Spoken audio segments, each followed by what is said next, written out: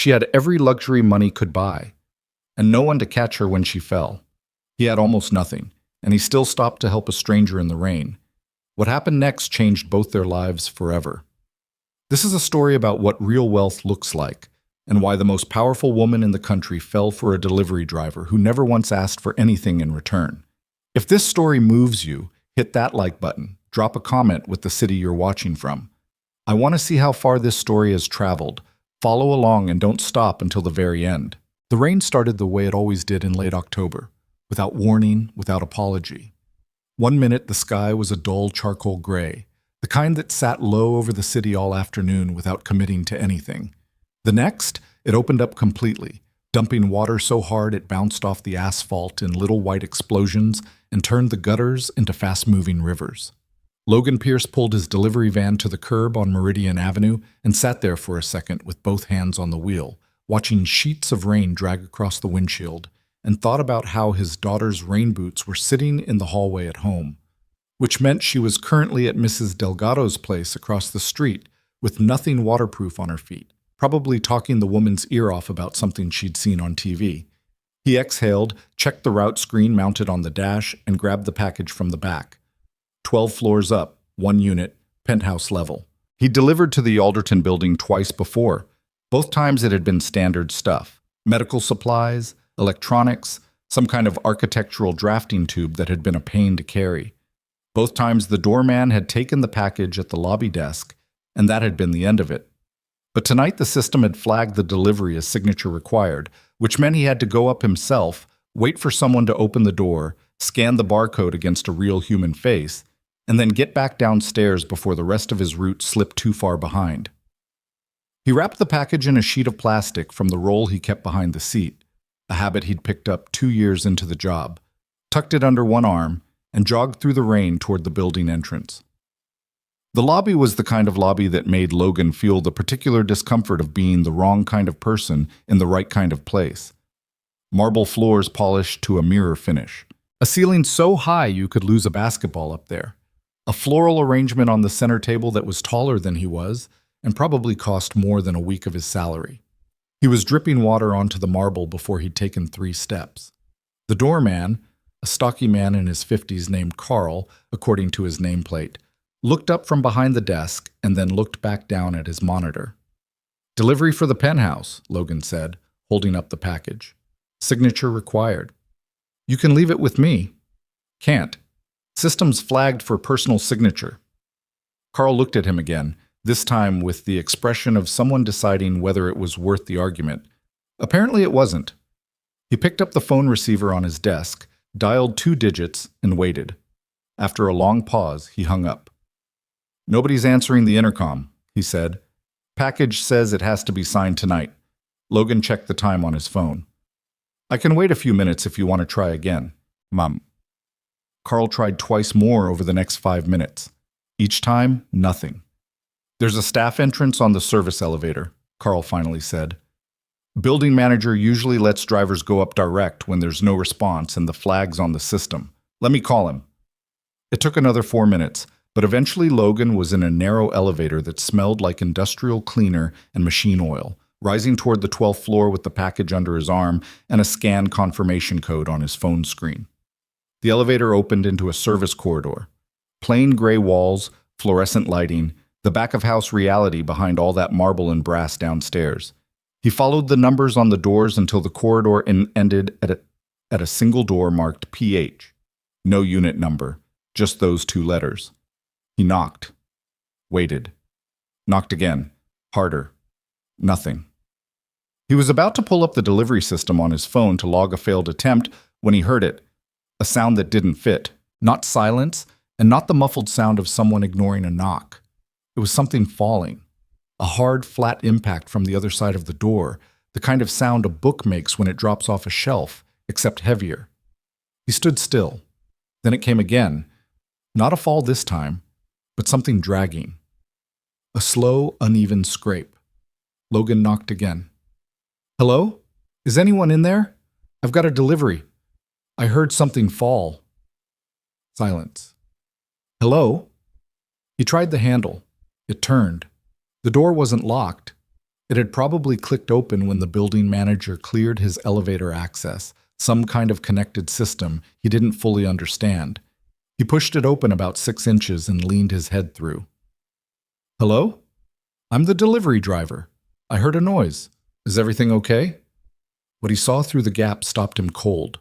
The apartment was huge, the kind of space that belonged in a magazine, floor-to-ceiling glass on the far wall showing the entire rain-soaked city below.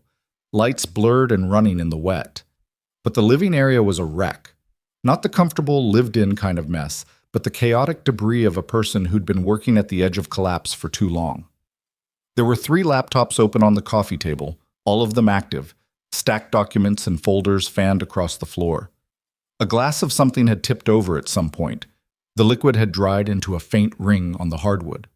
There were takeout containers on the kitchen counter, a blazer thrown over the back of a chair, 3 pairs of shoes scattered in a trail from the entrance toward the interior like they'd been kicked off during a walk. And on the floor beside the coffee table, half collapsed against the leg of the sofa, was a woman. She was on her side, one arm stretched forward, her dark hair spread out across the floor. She was dressed. Pencil skirt, silk blouse, like she'd been in meetings all day. And she was breathing. He could see her chest moving, but she wasn't conscious, or she was barely conscious. She wasn't responding to his voice. Logan dropped the package and crossed the room in about 4 steps. "Hey." He crouched beside her, not touching, just trying to get a look at her face. "Hey, can you hear me?" Up close, she looked like someone who hadn't slept properly in days. There were hollows under her eyes, and a tension still visible, even in her unconscious face, like her body hadn't fully let go of whatever had been driving her. Her wrist had knocked against the coffee table on the way down. He could see the beginnings of a bruise already forming there. "Hey." He put 2 fingers against the side of her neck. Pulse. Steady. Strong, actually. "I'm going to call an ambulance, okay? Can you hear me?" She stirred. Not a lot. Just a small, slow movement of her head against her arm. "Don't move. I'm going to call—" "No." Her voice was barely above a breath, but the word was clear. "No ambulance. You're on the floor." "I know where I am." A pause. Her eyes opened and she looked at the ceiling first, then at him. Her gaze was unfocused for a second, then sharpened. "Who are you?" "Delivery driver. I knocked. I heard you fall. The door was unlocked." She blinked.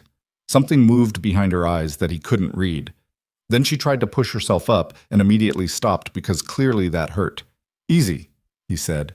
"Take a second." "I'm fine." "You were on the floor." "I'm aware." She pressed her palm flat against the hardwood and tried again, more carefully this time. He reached out and held her elbow, not pulling, just steadying. And she let him, which he suspected was more of an admission than she would normally allow herself. She got to a sitting position and leaned back against the sofa, closing her eyes again. Her breathing was measured, deliberately slow, like she was talking herself down from something. "When did you eat last?" Logan asked. She didn't answer right away. "I'm not trying to be in your business," he said. You've got the signs. My daughter does this face when she's pushing through being hungry and tired at the same time. Yours is the adult version." She opened one eye. "You're comparing me to a 6-year-old. More like I'm saying I recognize what running on empty looks like."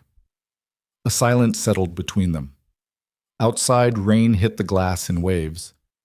"Yesterday," she said finally. "I ate yesterday.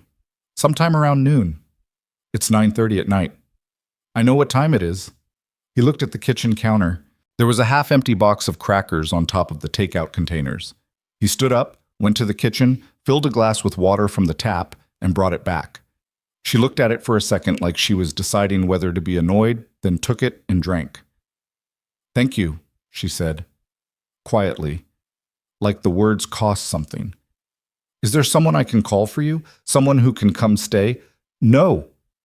The word came out faster and with more edge than she probably intended. She caught herself. "No, I'm fine. It was a bad day. I pushed too hard and I didn't eat and I stood up too fast. It happens." "Does it?" She looked at him then, really looked like she was measuring whether he was patronizing her or just asking a question. Not usually, she admitted. He stayed another 20 minutes. Not because she asked him to, she didn't. But he found a container of soup in the back of the refrigerator, heated it on the stove without asking permission, and set it on the coffee table in front of her. She ate it in silence, which he took as permission enough. He cleared some of the clutter from the coffee table to give her space, stacking documents carefully without reading them, and brought her the package from where he'd dropped it by the door. "You came up here for this," she said, looking at the label. "And then I heard you fall." She turned the package over in her hands but didn't open it. "You could have called building services." "I could have. Most people would have." "I know." She was quiet for a moment. "You're not going to tell anyone about this?" He wasn't sure if it was a question or an instruction. "No," he said. "Definitely not." She nodded slowly. Some of the rigidity had left her posture. Not much, but some, like a rope under too much tension that had been given a single inch of slack. When he stood to go, she said, "I don't know your name." "Logan." "Victoria," she said, and then appeared to notice something, a small flicker of reaction in herself, like she'd given more than she intended. "Thank you."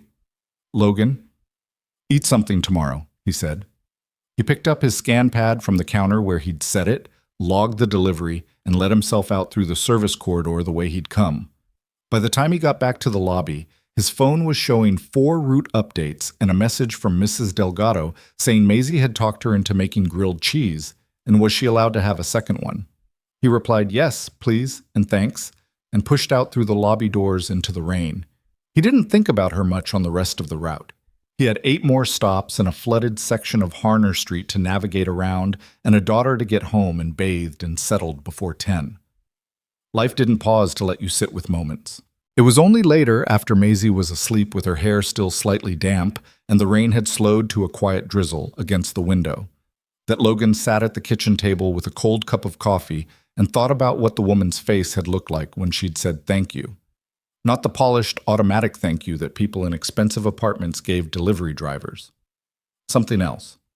Something that looked like it had climbed up through years of keeping everything at a controlled distance before it made it out of her mouth. He didn't think anything of it exactly. He was tired, and his lower back was aching the way it always did after a full route in wet weather, and he had to be up at 5:30. He rinsed the cup, turned off the kitchen light, and went to bed.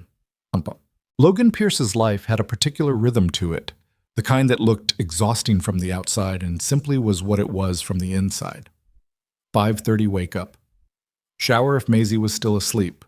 Start the coffee.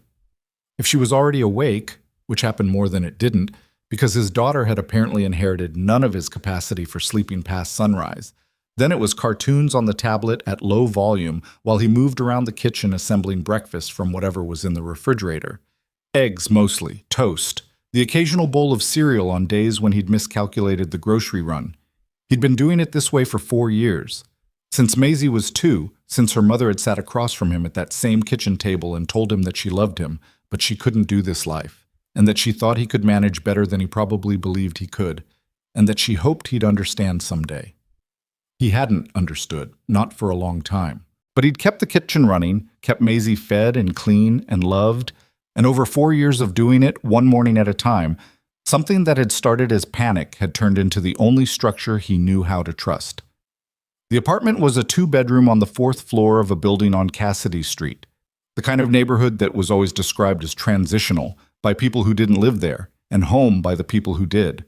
The walls in the hallway still had the marks from where the previous tenant had taken down shelving, and the kitchen tiles had a crack running from the baseboard heater to the cabinet that the landlord had been promising to fix since the spring. Maisie had decided the crack looked like a river, and had drawn a small fish at one end of it in washable marker that had turned out not to be very washable. Logan had left the fish. It made her happy, every morning. He drove for Northline Logistics, third-party contracted through a handful of e-commerce companies, which meant his hours were his own to manage. But his income was a function of completed routes and package volume, and tips that were technically not part of the service but happened anyway from the kinds of buildings where people had the mental space to think about tipping their delivery driver. The Alderton building, historically, had not been one of those places. He He thought about that sometimes. The geography of tips. The modest apartment buildings on the east side of the city tipped more reliably than the expensive ones. He'd worked out a theory about it once and then decided the theory was probably depressing and let it go. The morning after the penthouse was a Tuesday. He picked up his route manifest at 7, loaded the van, and was on the road before 7:30.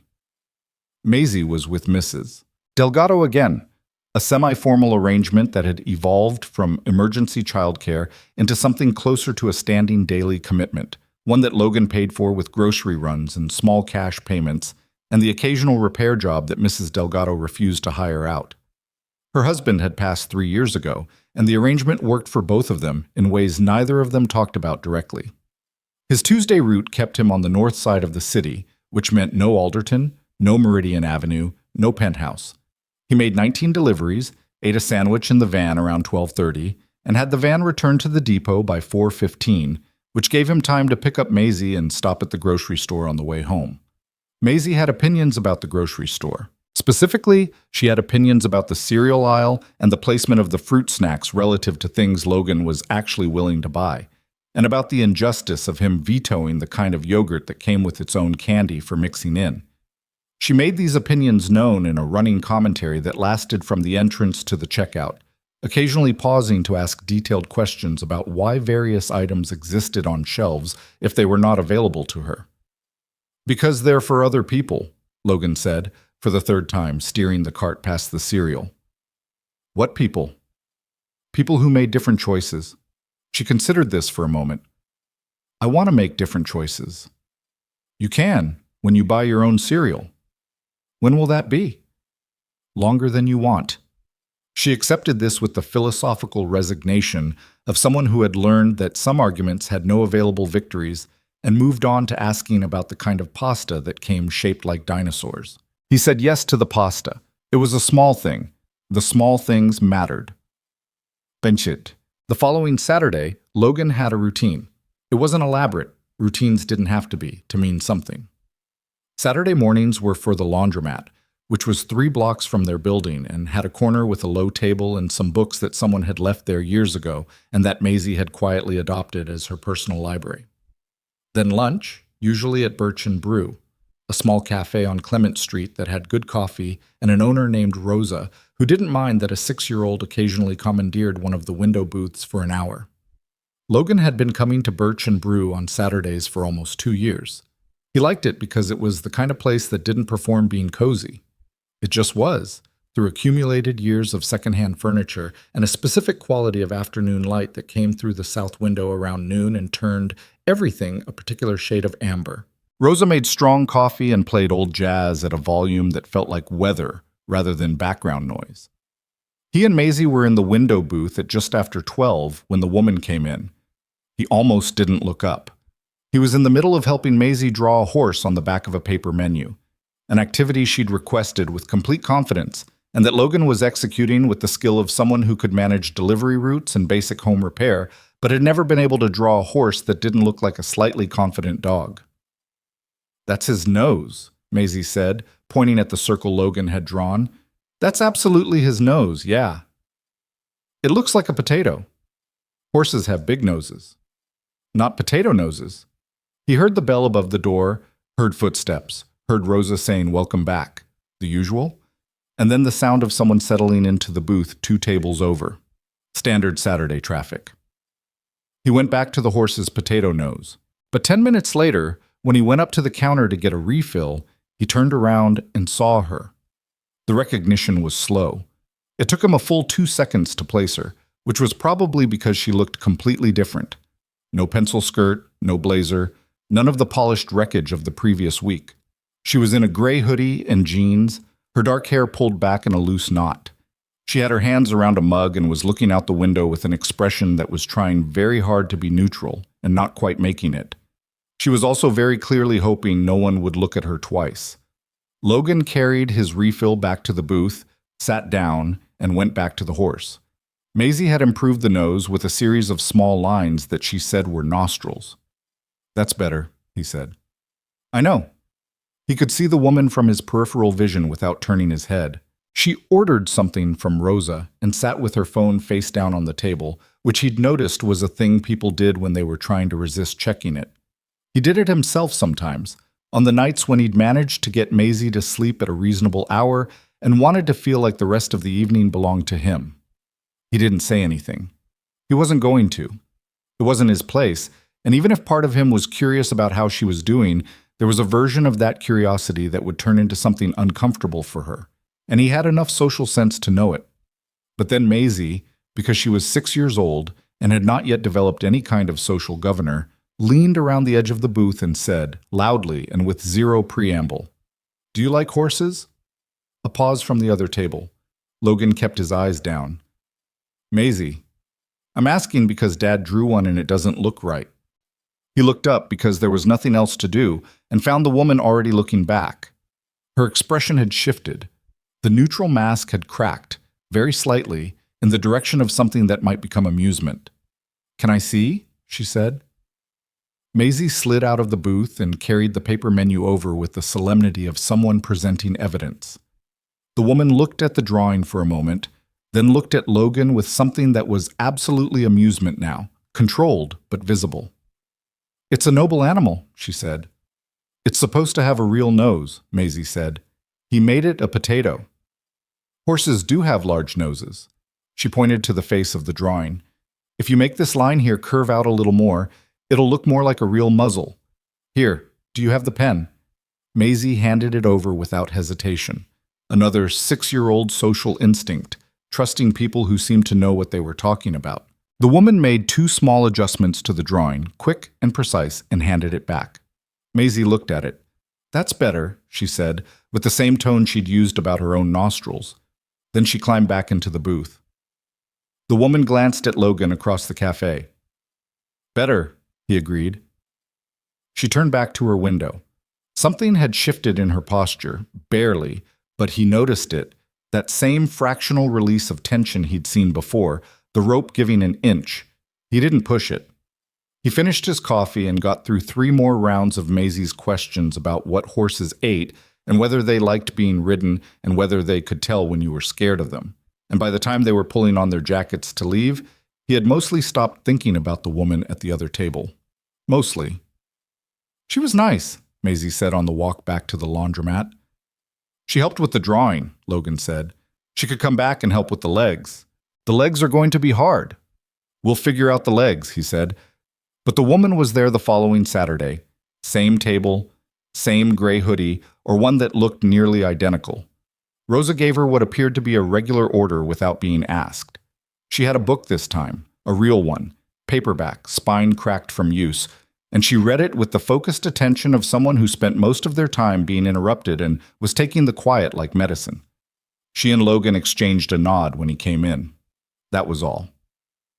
The Saturday after that, Maisie finished her hot chocolate and wandered over to the other table to show the woman a drawing she'd done at school, a narwhal with an impressively realized horn and a series of small fish around it that the woman studied with apparent seriousness. She asked Maisie what the fish's names were. Maisie had answers for all of them. Logan watched his daughter conduct a 10-minute conversation about undersea life with a stranger in a gray hoodie and thought that Maisie's complete absence of social fear was either a gift or going to cause him serious trouble in her teenage years, possibly both. He caught the woman's eye over Maisie's head. "She's going to petition me for a fish tank by next week," he said. "They're more work than they look," the woman said. "Everything is." A brief, quiet laugh. The kind that sounds surprised, like it got out before she could decide whether she meant to share it. She covered it by taking a sip of her coffee. The next Saturday, she introduced herself as V. Logan shook her hand and said Logan, and Maisie said her name was Maisie, and she was 6 3/4 and could do her own shoelaces. "That's a significant skill at any age," V said, with perfect seriousness. Maisie accepted this as the obvious truth it was, and showed her the rest of the narwhal drawing. What began was not a friendship exactly, or it was, but it didn't arrive with a label. It arrived in the same way that most real things do, through accumulation. Saturday after Saturday at Birch and Brew, 20 minutes here, 40 minutes there. V was contained but not closed. There was a precision to how much of herself she offered, like someone who'd learned to measure portions carefully. She asked questions more than she answered them. She listened in a way that was rarer than it should be, that full attention kind of listening that made you feel like what you were saying was worth the air it took to say it. Logan told her, in pieces spread across weeks, about the route, about Maisie, about the way he planned his Saturdays specifically, so that Maisie had the experience of a routine that felt steady, even when the rest of the week was a controlled scramble. He told her about the crack in the kitchen tile shaped like a river, and the fish that Maisie had drawn that wouldn't come off. She laughed at the fish, and a real one, longer than the surprised ones. She told him she worked in tech. He didn't ask for specifics. She was clearly intelligent, clearly used to operating in a world that moved fast and demanded things of her constantly. And she spoke about work with the tired affection of someone who was good at something and no longer entirely sure they wanted to be. "Do you like it?" he asked once. She thought about it longer than the question probably required. "I like building things," she said. "I'm not sure I like everything that comes with it." "Like what?" "Politics. The parts that aren't about the work." He nodded. He knew something about that, just in a different key. Yeah. What he didn't know, what he had no reason to know, was that Victoria Sinclair had more search results than he could read in a week. That her company, Vertex Innovations, was worth somewhere north of $4 billion, and had just completed a funding round that made the front page of every business publication in the country. That the board meeting she'd mentioned once, in passing, as something that had gone badly, had in fact been a near coup orchestrated by her own CFO, who had spent 6 months building a case with 3 board members to force her out of operational control of the company she'd started from nothing at 23. He didn't know that V, sitting across from him with a cracked spine paperback and a regular coffee order, was on the front page of Forbes. He knew only that she was the most self-possessed person he'd spent time around in years, and that she had a way of being present in a conversation that was so uncommon it had started to feel like something he looked forward to in a way he was still figuring out. Well, it was Maisie who changed things, though she didn't mean to. The 4th Saturday in November was cold enough that Birch and Brew had its windows fogged from the inside, and Rosa had put a small space heater near the window booths that made the whole corner feel like the warmest square footage in the city. Maisie had a cup of cocoa and was working on a drawing she wouldn't let Logan see, which meant it was either very good or for him specifically. V was already there when they arrived, and she'd saved their booth. Not explicitly, no bag on the seat, but she'd taken the table next to it and turned slightly so that it was obvious she was leaving the window booth available. Logan noticed this and didn't say anything about it. About 40 minutes in, Maisie slid her drawing across the table. It was the 3 of them. Recognizably, Logan was the tallest figure, lanky and accurate, with a delivery uniform she'd rendered in brown crayon. V was beside him, smaller but with the same dark pulled-back hair, and between them was Maisie herself, holding both of their hands. Logan looked at it for a moment. V was looking at it too, from her angle at the next table. Her face was doing something difficult to read, not closed, but not entirely open either. Something in between, something that looked like it was taking up a lot of space internally and not being allowed out. "You're all here," Logan said, because Maisie seemed to be waiting for a response. "Because we all come on Saturdays," Maisie said, with the reasonable confidence of someone who had made a clear and obvious observation. Except V has to be in the middle because she drew the horse's nose right, and that was important. Logan looked up at V. V was looking at the drawing. "Can I keep it?" she asked. Her voice was careful, the way careful voices get when there's more behind them than they're willing to carry into the room. "Yes," Maisie said, like it was obvious. "I made it for you." Something moved in V's expression then, just for a second, just a single unguarded moment, the kind that happens when something gets through before you can redirect it. She folded the drawing once along a careful crease and put it inside the book she'd been reading. Logan watched her do this and thought about what it must feel like to have a child hand you something small that they made specifically for you and to put it somewhere safe without even deciding to, just by instinct. He thought about it for the rest of that Saturday and the week after, and he was still thinking about some version of it the following Tuesday when his phone rang mid-route with a number he didn't recognize and a voice on the other end that he recognized immediately and that stopped him completely cold. "Logan?" A pause. "This is Victoria, From the, "I know who you are," he said. A longer pause. "I need to tell you something," she said, "before someone else does." He pulled the van to the curb and turned off the engine. "I'm listening," he said. And that was when everything that had been building under the surface for 6 quiet Saturdays in a window booth came up into the light, and nothing about either of their lives was quite the same after that. The call lasted 22 minutes. She told him who she was in a single sentence. The way you pull a bandage, fast and without preamble. Victoria Sinclair, Vertex Innovations. He could look her up, she said, and she knew he would, and she wanted him to hear it from her first before he did. He sat in the parked van on Hollis Street with the heat running and his manifest sitting ignored in the passenger seat and said nothing for a moment. "The penthouse," he said finally. "Yes." "And the cafe." "Yes." "You knew who I was the whole time." "After the first Saturday, yes."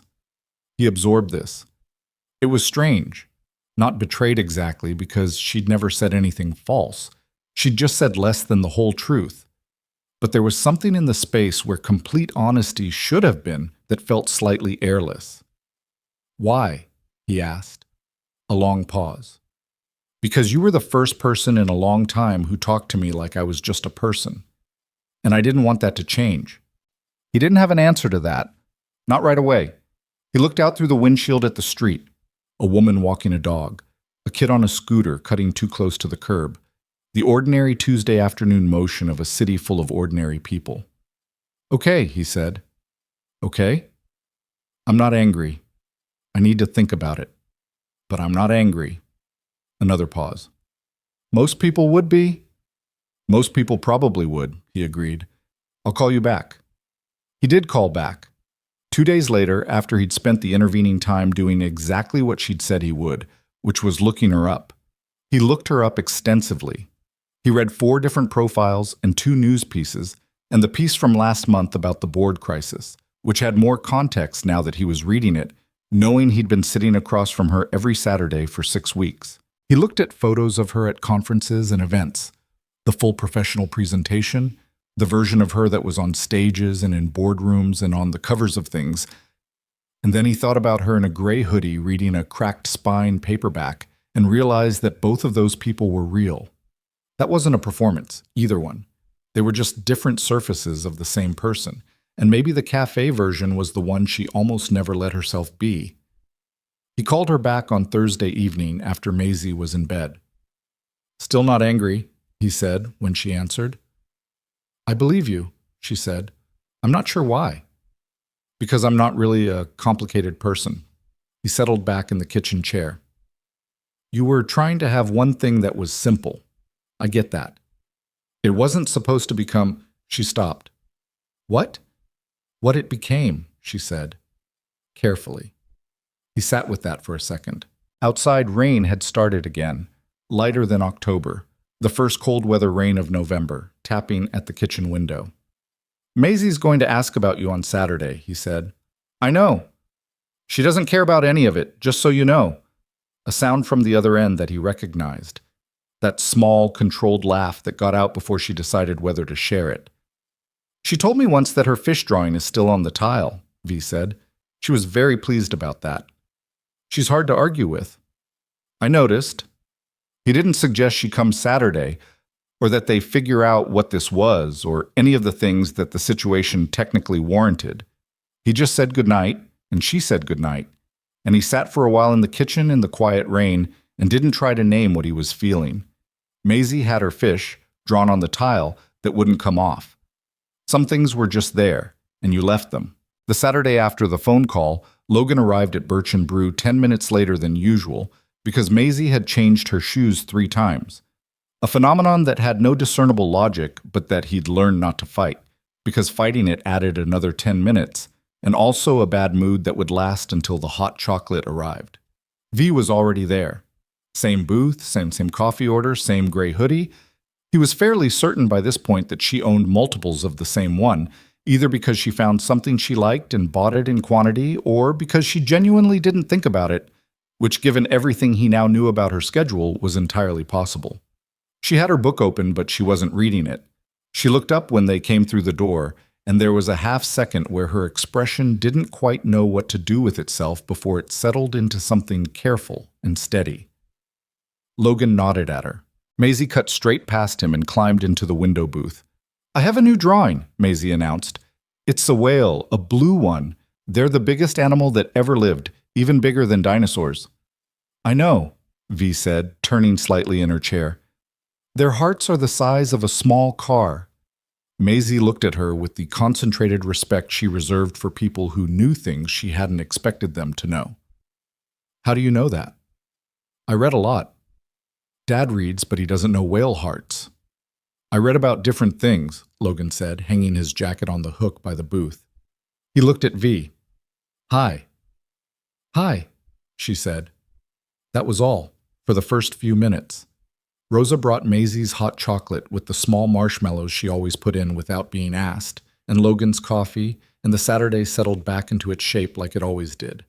The jazz at low volume, the south window light, the slow, comfortable noise of a cafe in no particular hurry. Maisie produced the whale drawing and delivered a lecture on blue whale anatomy that she appeared to have memorized from a library book, and V listened to all of it with that same full attention listening that Logan had noticed months ago, the kind that couldn't be faked because kids knew instantly when it was.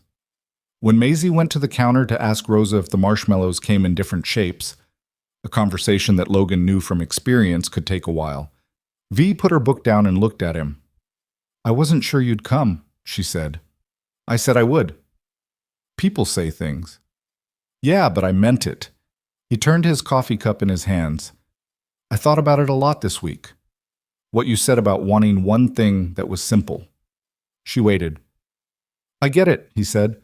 "I'm not going to pretend I would have handled it the exact same way, but I get it." She looked at the table for a moment. "I was going to tell you. I kept not finding the right time, and then it had been long enough that not telling you felt like its own problem." "It had been long enough," he agreed. "But here we are." "Here we are?" A pause. "Logan, I want you to know what I said about it being simple. I wasn't trying to use you as some kind of escape. It was more that you were the only place where I wasn't." She stopped, found a different approach. "Everyone around me knows exactly what I'm worth, down to the decimal, and they file everything I say and do against it. Every conversation has a direction. You were just talking to me." He thought about the Tuesday evenings when she'd call after Maisie was in bed, a pattern that had started after the Thursday call and had happened 3 more times in the weeks since, loosely scheduled around nothing in particular, just when the evening had enough quiet in it. They talked about ordinary things, her company's new infrastructure project, which she described with a mix of pride and exhaustion that he recognized. Maisie's latest obsession, which had moved from whales to volcanoes with the swift editorial decisiveness of a 6-year-old, the specific frustration of a kitchen tile that the landlord had now promised to fix twice and hadn't. The conversations had the particular ease of talking to someone you don't have to perform for, and he'd thought about that ease without fully naming why it felt unusual. Now he could name it. She had no angle. She wasn't filing him against anything. "For what it's worth," he said, "I was just talking to you too." She looked up at that. Something in her face shifted. Not dramatically, not into anything you could easily describe. Just a small change in the quality of her expression, like a window with the latch loosened. Maisie came back from the counter carrying the information that Rosa did have star-shaped marshmallows, but they were only for special orders, which she viewed as an injustice worth documenting. She climbed back into the booth and began explaining the injustice in detail, and the moment between Logan and V folded back into the ordinary Saturday, and that was fine. Some things didn't need to be pressed or examined, they just needed to be allowed to continue. What continued over the following weeks was something that moved the way certain things move, without announcement, in the gaps between other things, accumulating gradually until one day you look up and it's simply there. V started arriving at Birch and Brew before them and leaving after. She remembered details without being asked, that Maisie had a thing about the table being level because the cafe floor wasn't quite even and it made her hot chocolate rock, so V had started folding a napkin and putting it under the short leg before they arrived. Small thing. Logan noticed it without saying anything the first time. The second time he noticed it, he said thank you, and she said it was nothing, and they both knew it wasn't nothing. Logan, for his part, started saving Maisie's drawings. Not in a pile. He'd always kept the ones Maisie declared important, but the ones that featured V in any way, which had become a consistent subgenre. There was the original three figures holding hands 1. There was a subsequent one featuring V's horse nose correction technique, which Maisie had labeled V nose horses in her unpredictable spelling. There was a whale drawing in which V appeared as a small figure standing beside the whale for scale, holding what was apparently a book. Logan kept them in a folder in the kitchen drawer. He told himself it was because Maisie might want them someday.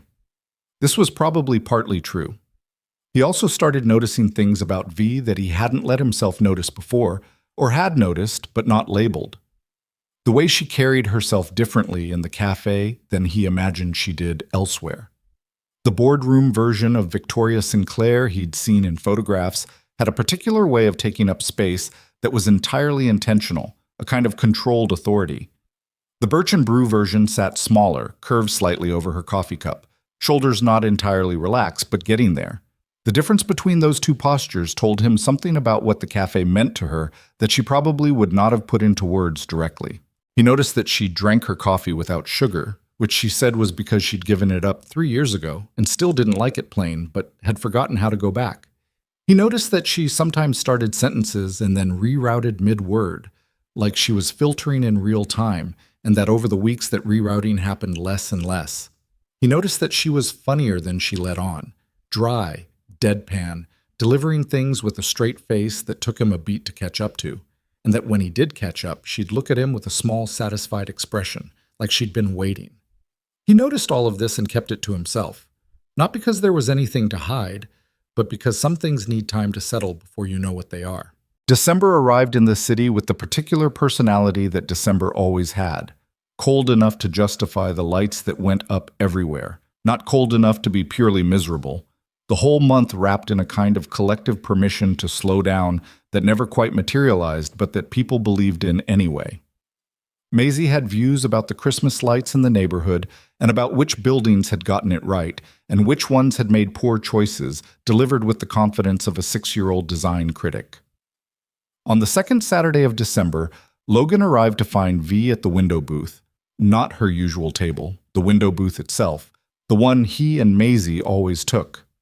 She'd moved, she had her coffee and her book, and she'd folded the napkin under the short table leg herself, and she was sitting in Maisie's usual side, leaving Logan's side free. He stopped in the doorway. She looked up. Maisie texted me that you were coming from the other direction today and that you should sit first because she wants the counter view. Maisie texted you, Logan said. On your phone. Apparently she has a system. He looked down at his phone. There was, in fact, a text from his own number. Maisie had sent it from the back seat, apparently, while he was driving. Hi V, it's Maisie. Dad should sit first because I want to see if Rosa puts the stars on today. Followed by a whale emoji.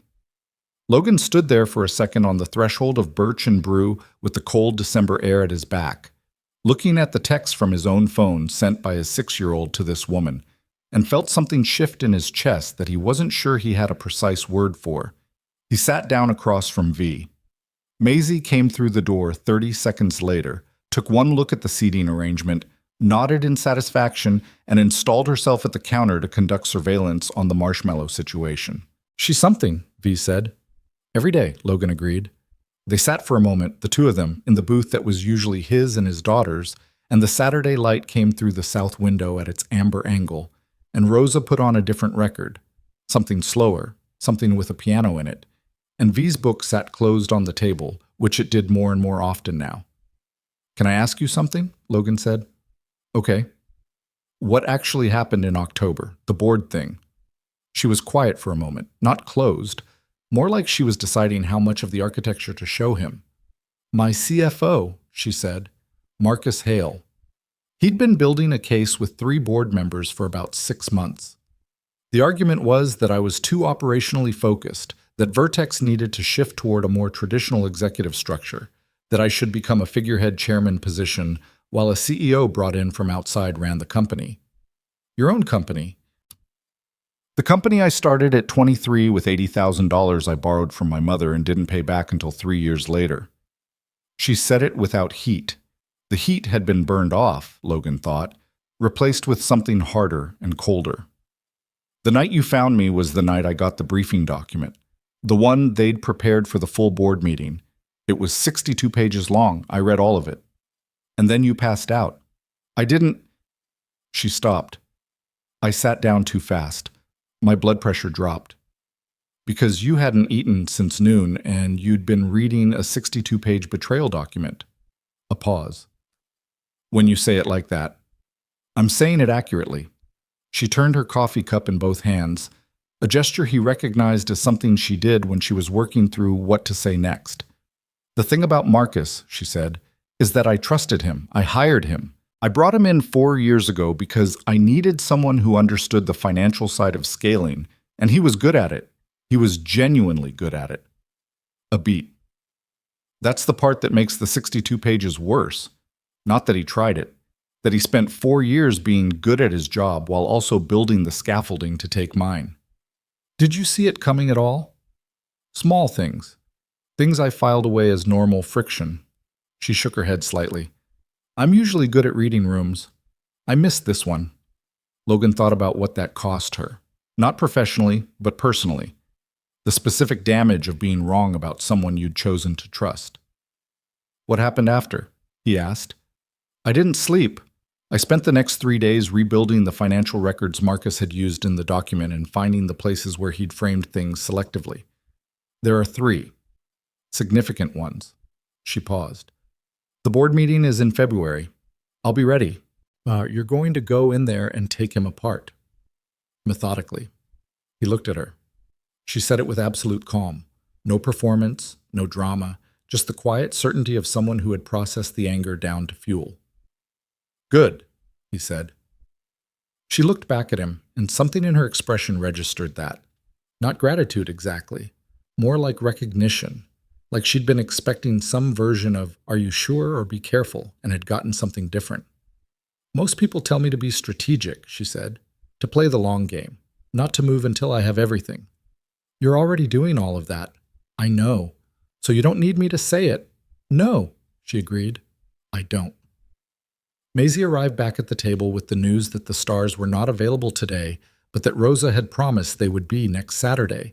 And she had gotten this promise confirmed by pointing to the calendar behind the counter, so it was official. She climbed into her seat and picked up her hot chocolate and said, with the particular tone of someone making a casual observation that was not casual, you two were talking for a long time. We were, Logan said. About work stuff? Some. Maisie considered this. V looks less tired today. V blinked. She had tired eyes before. Maisie explained, to both of them, with the unbothered authority of someone reporting observable facts. They're better now. There was a beat of silence. Thank you, V said, quietly. You're welcome, Maisie said, and went back to her hot chocolate. The thing about Maisie, the thing Logan had learned to both depend on and occasionally brace for, was that she noticed everything and had not yet learned that noticing everything out loud was something adults typically trained themselves out of. She wasn't cruel about it. She was just clear. She said what she saw. In a world where most people said half of what they meant and none of what they saw, his daughter moved through rooms like a small, honest light, and sometimes that illuminated things that the adults in the vicinity would have preferred to process on their own timeline. Logan watched V's face after Maisie's observation and saw something that was not quite grief and not quite longing, something that lived in the space between those things. The specific ache of realizing you've been seen by someone who has no idea how rare it is to be seen that way. He looked down at his own coffee. Outside, the December light had gone flat and gray, and the street was filling with people doing Saturday things. Shopping bags and strollers, and a woman arguing cheerfully on her phone. And inside Birch and Brew, Rosa's piano record played on, and the booth they were all sitting in felt like the warmest square footage in the city.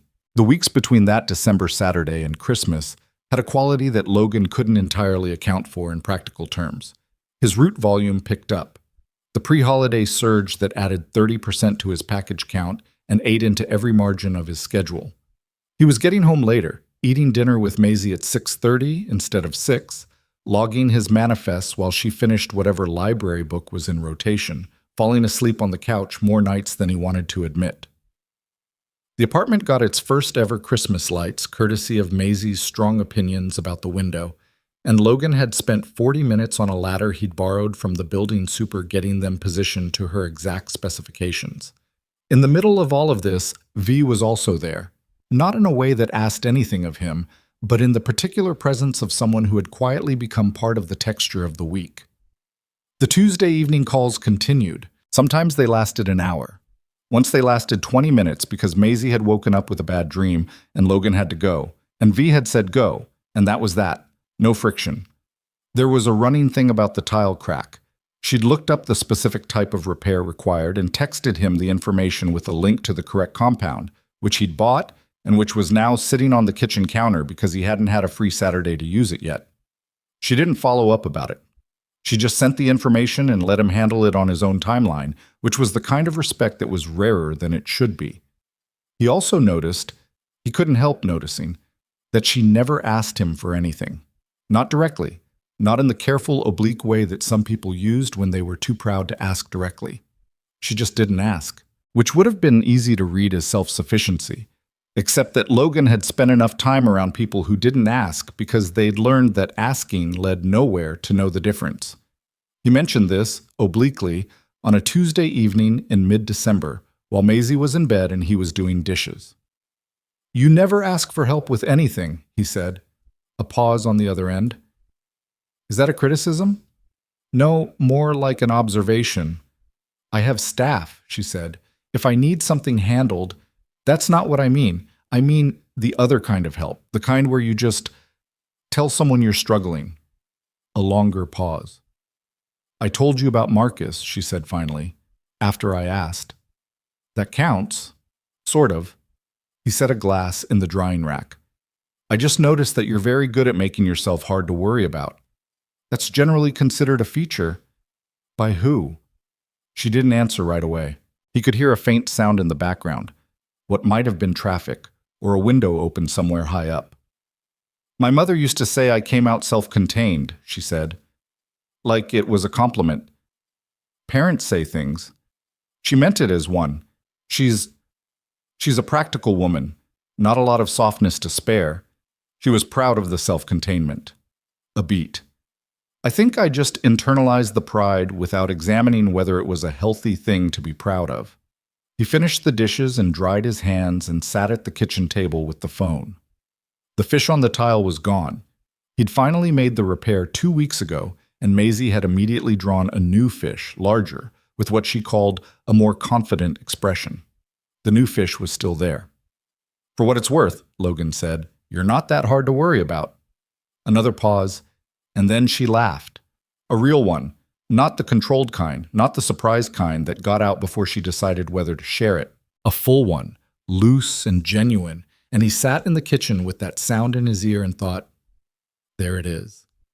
There's the person that lives behind all the rest of it. "That's not a compliment," she said, still with the residue of the laugh in her voice. "Kind of is." "Explain how." "It means I can see you. The actual you, not the managed version."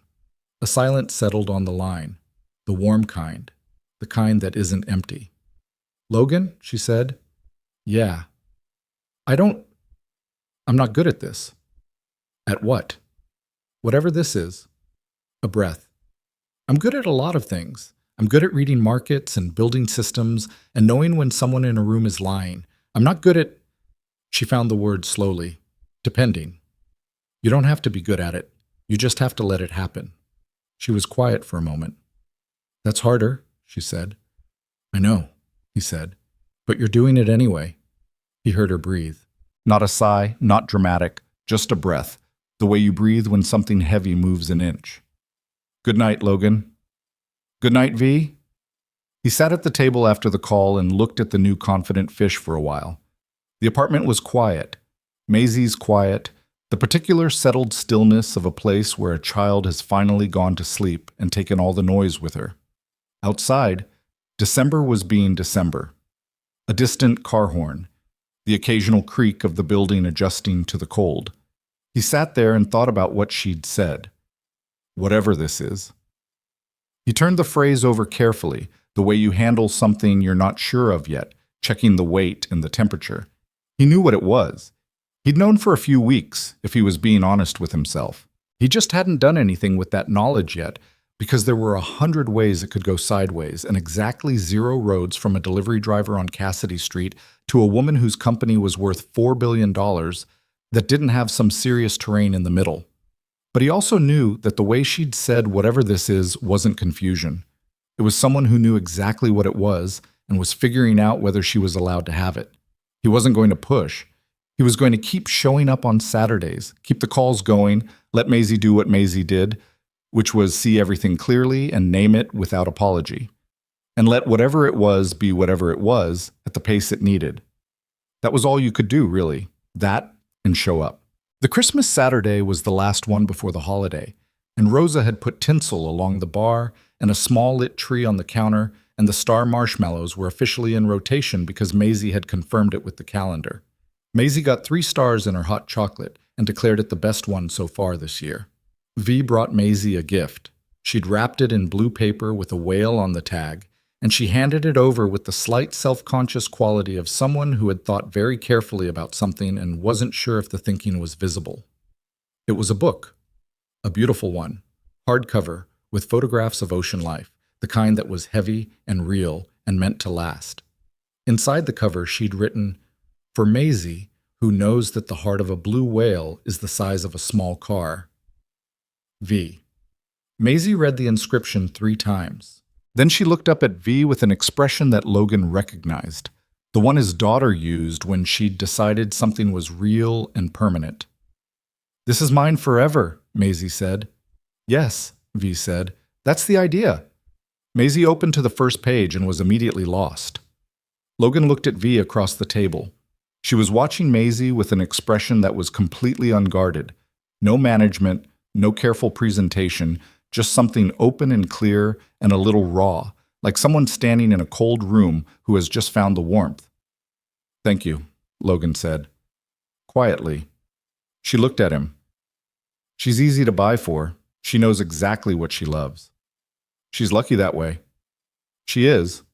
A pause. "So are some people around her." She said it simply, without flourish, and then looked back at her coffee, and Logan let it sit there in the warm cafe air between them, not ignoring it, not pressing it, just letting it be what it was. Outside, December was doing its best. The city had put lights on the trees along the block, and they blinked through the foggy cafe window, blue and white. And Rosa was behind the counter humming to something, and Maisie was 3 pages into the ocean book and had already audibly gasped twice, and the piano record played on. What none of them knew, what had no reason yet to intrude on any of this, was that 6 blocks north, in a high-rise conference room with a view of the same December street, a man named Marcus Hale was on a phone call with someone from a media company, describing the personal life of his company's founder in terms that were carefully designed to sound like concern and were not concern at all. He had a photograph. It had been taken 2 Saturdays ago through the window of a cafe on Clement Street. Victoria Sinclair, in a gray hoodie, sitting across from a man in a delivery company jacket, a child between them, all 3 looking at something on the table. It was a clear photograph, unmistakable. And Marcus Hale was explaining, in a measured and practiced voice, exactly what he believed the photograph could be made to mean. The photograph ran on a Tuesday morning, which was the worst possible day for it, because Tuesday was Logan's longest route, and he was already in the van by 6:45 with his phone in his jacket pocket and his mind on the manifest and a travel mug of coffee that had gone lukewarm before he'd made it through the first 3 stops. He didn't see it until 9:17 when he pulled over to check a delivery address, and his phone showed 41 notifications. That number was wrong. He got maybe 4 notifications on a normal day. Route updates, a text from Mrs. Delgado, the occasional automated reminder from his building's management system about things the management system never actually followed through on. 41 was not a number his phone had ever shown him before. He opened the screen. The first text was from a number he didn't recognize. "Is this you? Birch and Brew Cafe with Victoria Sinclair?" There was a link. He tapped it, and the page took a moment to load on his signal, and then it loaded, and he sat in the parked van on Dilworth Street and looked at the photograph of himself and V and Maisie through the cafe window. It was a good photograph, technically speaking. Clear, well-framed, taken from street level through the south-facing window at the amber light angle that Logan had always associated with Saturday mornings, and slow coffee, and his daughter's running commentary. In the photograph, Maisie was bent over something on the table. The ocean book, he realized, the one V had just given her. She'd been reading the first pages. He was looking at Maisie. V was looking at him. The expression on V's face in the photograph was the unguarded one, the open one, the one he'd noticed in the moment and filed away quietly and not pressed. The headline above the photograph read, "Sinclair's Secret? Vertex CEO's Mystery Man Revealed. Sources say relationship has been hidden for months." He read the first paragraph, then the second.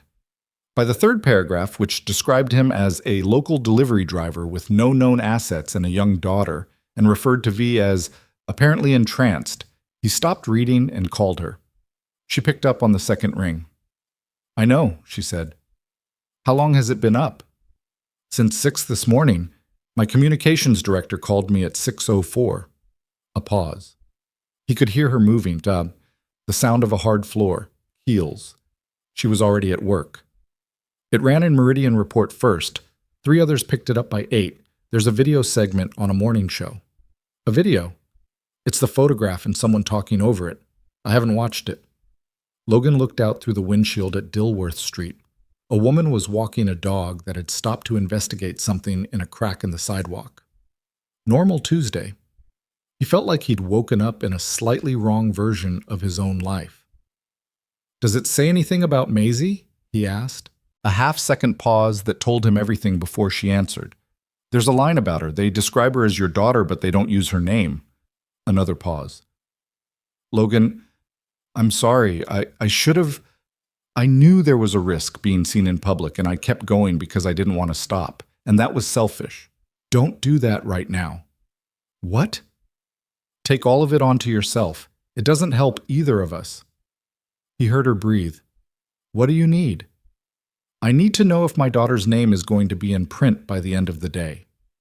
I have a legal team making calls right now. They won't name her. If anyone publishes her name, we pursue it immediately." "Okay." He pressed his thumb against the steering wheel. "Okay. What's the actual damage? What are they saying?" "The story is that I've been hiding a relationship. The implication is that it's some kind of... that I've been deceived somehow, or the reverse, depending on which version you read." She stopped. "Marcus sourced it." "You know that for sure?" "The photograph was taken 2 Saturdays ago. The angle and the distance are consistent with the building across the street from Birch and Brew. There's a parking structure there. Someone stood in that structure with a telephoto lens and waited." A beat. "My security team identified the access logs this morning.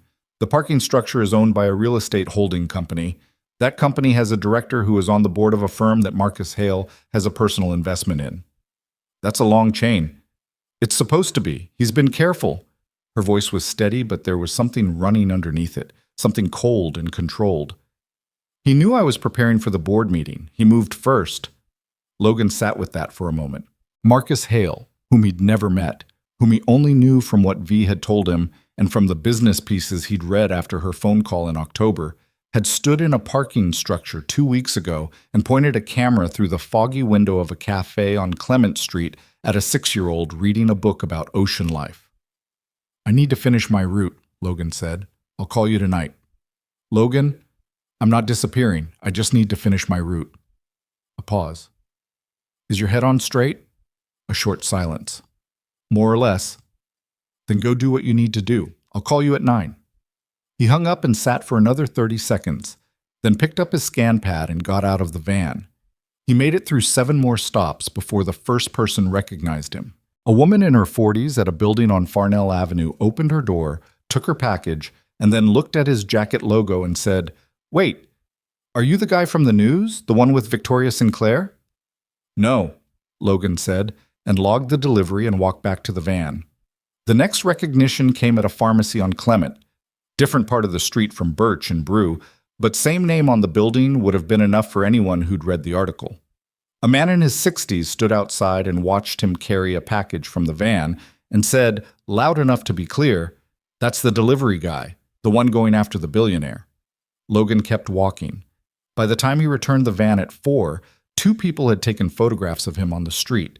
He'd kept his head down and his pace even and not said a word to either of them, which he suspected would be used somewhere as evidence of either guilt or arrogance, depending on the narrative.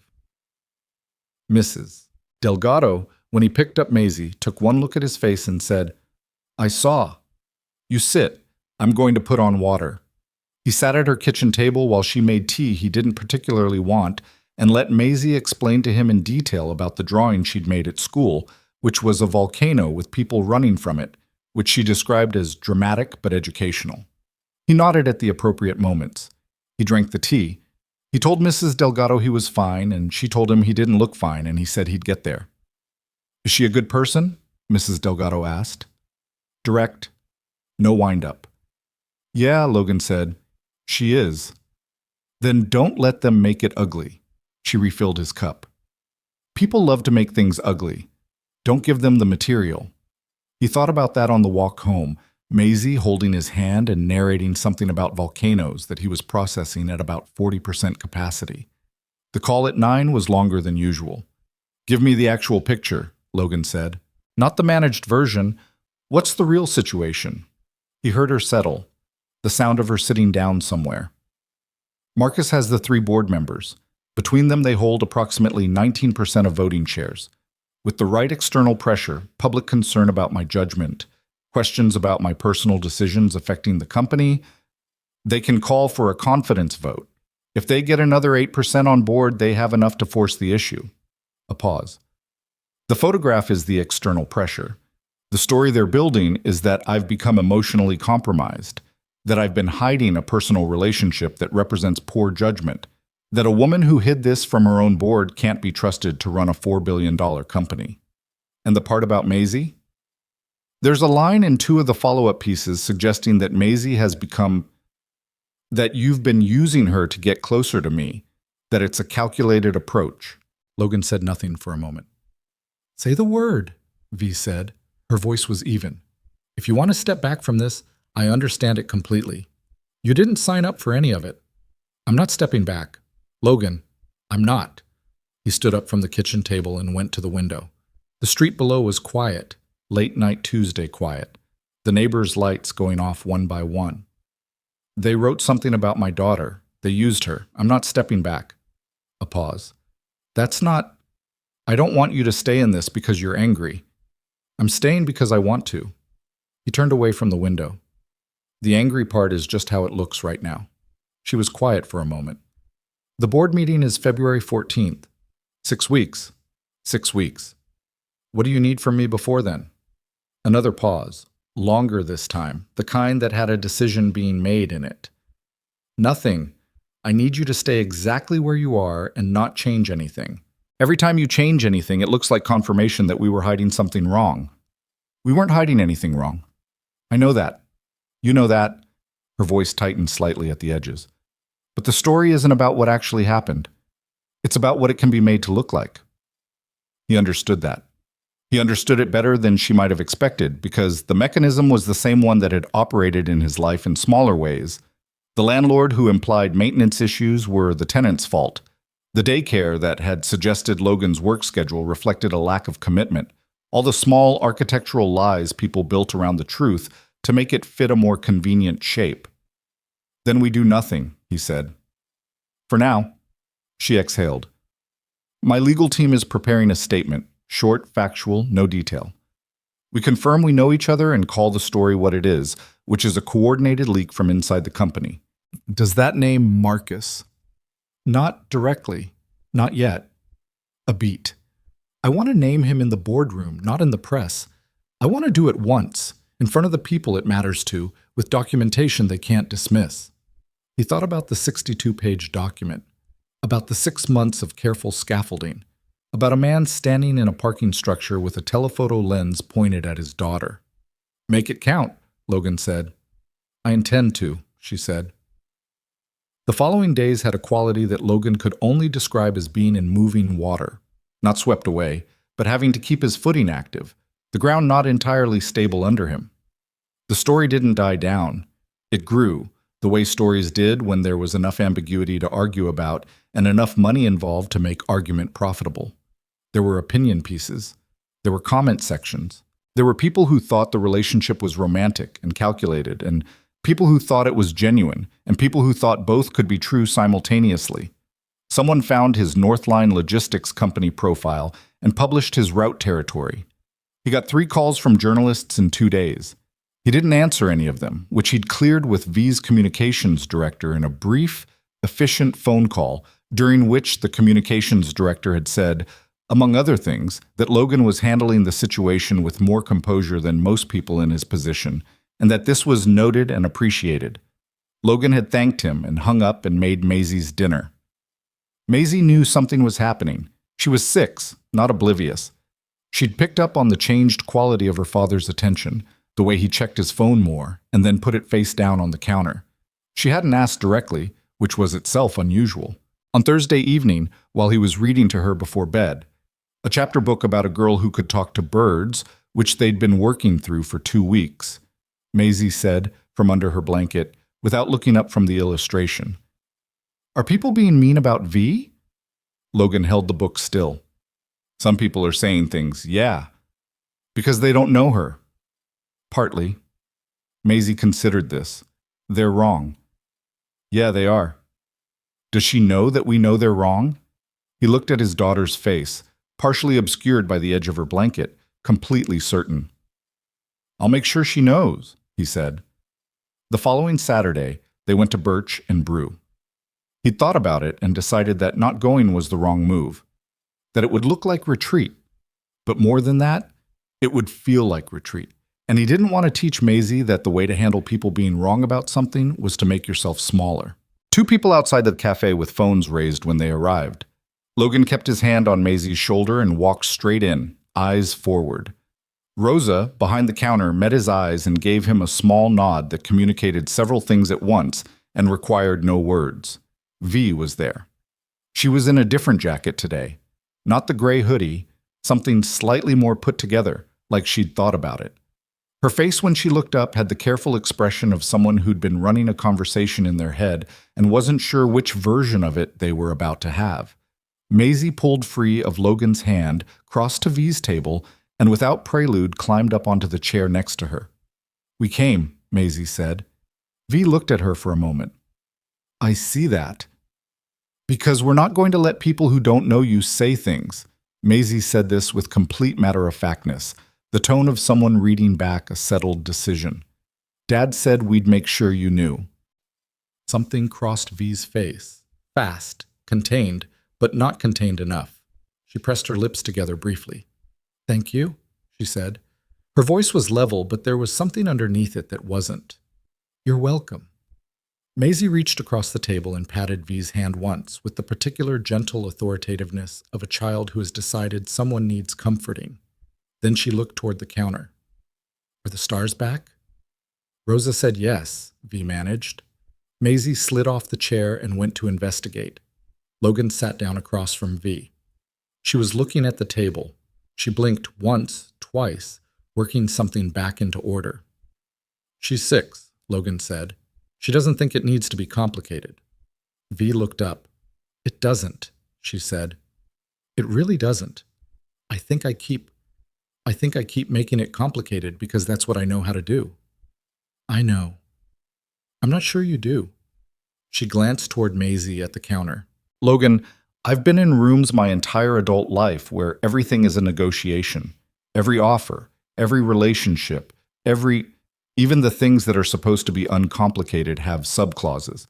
And I got good at reading them. I got good at understanding what people actually want." She paused.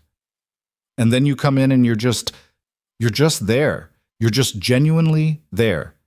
And I keep waiting for the subclause. There isn't one. I know that." She looked at him directly. "I know that now. I think I knew it earlier and didn't let myself—" She stopped. "I'm sorry for the way this landed on you. You already said that." "I know," I mean it more now that I've seen the actual fallout. V. He waited until she was looking at him. I'm not interested in apologies. I'm interested in what happens next. She looked at him for a moment with that measuring quality. Not suspicious, just careful. Then something in it shifted. The board meeting is February 14th, she said again. Marcus thinks he has what he needs. He doesn't know what I've been building. What have you been building? 37 months of financial records, 4 independent audits that Marcus commissioned himself and that I've had independently reviewed, 17 emails in which Marcus communicates directly with the 3 dissenting board members about strategy for the confidence vote, emails sent from his personal account, which he apparently believed was unconnected to company servers. It isn't. Logan absorbed this. You've had all of that. I've had most of it since November. I was waiting. A pause. He moved first with the photograph because he knew I was ready. He thought the publicity would compromise me enough to shift 2 more board members before February. She turned her coffee cup. It might have worked if the public framing had been different, but the version of the story he sold, the version that implies you manipulated your daughter into getting close to me, that one backfired. How? Because it's so obviously wrong that anyone who knows anything about how people actually behave can see it. Her voice had a careful steadiness that he recognized as controlled anger. Parents don't use 6-year-olds as tactical assets. Anyone who's been near a child for more than 10 minutes knows that. The story overcorrected, and now there are 3 counter-narratives in the press saying Marcus's source framed a child, which is not the coverage he wanted. She paused. My communications director says the sympathy index has shifted in the last 48 hours. Sympathy index. I know how it sounds. It's what they measure. A beat. The point is he made a mistake. He's angry and he's been careful for 6 months, and he finally made a mistake. Logan thought about what Mrs. Delgado had said. Don't give them the material. He thought about Maisie patting V's hand. He thought about 37 months of financial records and 17 emails, and a woman who had spent the last 6 weeks appearing to be simply a person in a gray hoodie reading a book, while also quietly constructing the precise architecture of someone's professional destruction. You're extraordinary, he said. She blinked.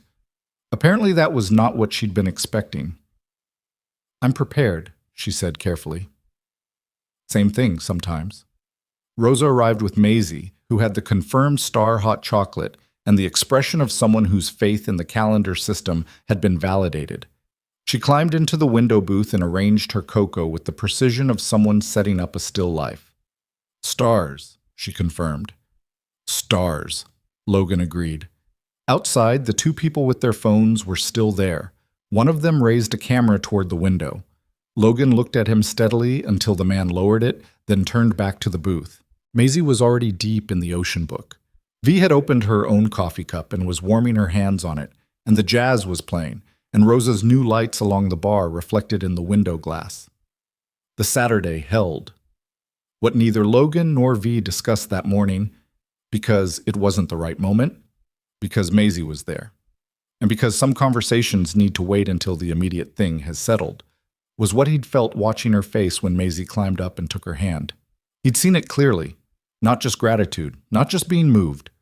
Something older than that, something that had been waiting in her for a long time and had finally found a surface to rest on. He sat with it and didn't push. The week before the board meeting, things accelerated. A second piece ran, this one in a business publication, drier in tone, the kind of article that was written for people who read annual reports for pleasure. It cited anonymous sources close to the Vertex board and suggested that Victoria Sinclair's recent personal distractions represented a pattern of instability that the company could not sustain at the current growth stage. It stopped just short of calling for the confidence vote directly, which meant whoever had sourced it knew how to keep technical distance. Logan read it sitting in the van during a lunch break. He read it twice and then put his phone away and ate his sandwich and thought about the phrase personal distractions. The phrase was doing a lot of work in that article. It was the kind of language that was technically neutral and functionally corrosive, designed to make you do the math yourself, draw your own conclusions, arrive at the desired judgment without being directly led there. He called V's cell. She picked up in 2 rings. I read the piece, he said. I know, I'm sorry you're in the middle of this. Stop apologizing, I called to ask if you're okay. And a pause, the kinds that meant she was recalibrating from whatever mode she'd been in before the call. I'm managing. That's not the same thing. No, she admitted. It isn't. A breath. Logan, I want to be honest with you. The next 2 weeks are going to be... It's going to get worse before the board meeting. Marcus has more material. I don't know exactly what it is, but my legal team has flagged it. Something else is coming. What do you think it is? I think he's going to try to make the story about Maisie specifically. I think he found something he believes he can use. Her voice was careful and tight, walking a line. I want you to be prepared for that. He sat with this. The van was warm and the street outside was doing its ordinary Wednesday afternoon thing. Delivery trucks double parked, someone's car alarm going off half a block up, a woman running for a bus. What could he use? Logan asked. I don't know yet. It might be nothing. It might be the custody arrangement. The fact that you're a single parent, that there's no co-parenting structure. It might be your income, your housing, something he can frame as instability. The word came out with a particular edge, like she was tasting something she found disgusting. He'll try to make you look like someone who has something to gain from this, and he'll use Maisie as evidence of vulnerability, of something to exploit. He's going to say, I'm after your money. He's going to imply it carefully enough to have deniability. Logan looked out through the windshield at nothing specific. Can I ask you something? Yes? Is any part of you, even a small part, not sure? The silence that followed was long enough that he felt it. Not a hesitation silence, a thinking silence. There was a difference. No, she said. No part of me is not sure. Logan, the night you came into my apartment and made soup on my stove without asking permission and set it in front of me without making a thing of it. I knew then. I didn't let myself think about it too hard because the situation was what it was. But I knew. A pause. I know what people look like when they want something from me. I've been dealing with that since I was 23. You have never once looked like that. Okay, he said. Okay? I needed to hear it directly. I believe you. Another pause. You could have just told me you believed me. I needed to ask first. Fair, she said, and the tension in her voice had dropped about 2 degrees. 6 days, he said. 6 days. What happens after the board meeting if you win? When I win, she said. Quietly, but absolutely. He almost smiled. When? Marcus is out. The 3 board members face a choice between resigning and facing the audit findings publicly, or resigning quietly. My general counsel believes they'll choose quietly. A beat. After that, I'm going to make some changes about how I'm running things, about what I'm prioritizing. Like what? She was quiet for a moment.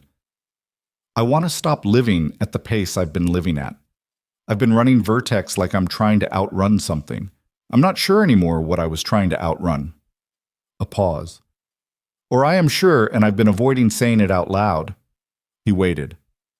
I think I was afraid that if I stopped moving, there'd be nothing there, she said. The words were careful and very quiet. Just the apartment and the work and the meetings. Nothing that was actually mine. Nothing that couldn't be taken by the next Marcus Hale with a 62-page document. And now? A long, careful breath. Now I have a reason to stop moving, she said. Logan held the phone and felt the weight of that sentence. 6 weeks ago, he'd delivered a package to a penthouse on Meridian Avenue and found a woman on the floor who'd told him firmly that she did not need an ambulance and had then accepted soup from a delivery driver she'd never met.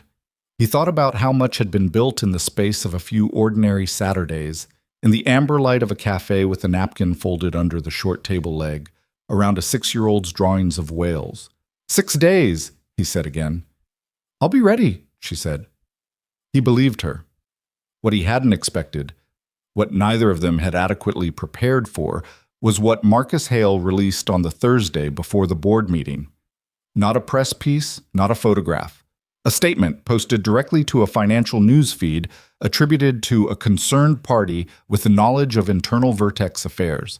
and forwarded within 3 hours to every business journalist in the country. It was 4 paragraphs long. The first described the ongoing personal entanglement of the Vertex CEO with a private individual. The second raised questions about the welfare and stability of the child involved, who is reportedly being used to form emotional attachments with high net worth targets. The third suggested that Vertex's board had a duty to its shareholders to examine the judgment of an executive who has introduced a potentially vulnerable child into a high-stakes personal strategy.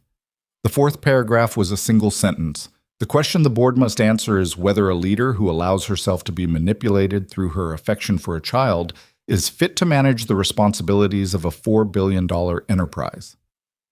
Logan read it at 11 at night after Maisie was in bed. He read it twice.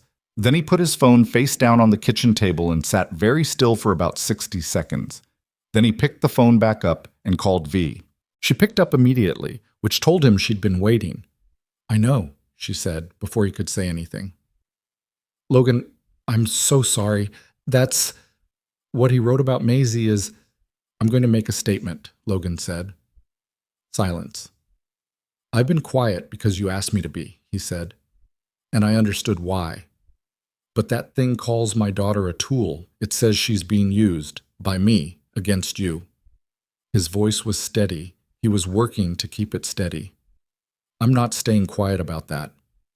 Logan, I'm not asking permission. I'm telling you what I'm going to do. I want you to know before I do it." A long pause.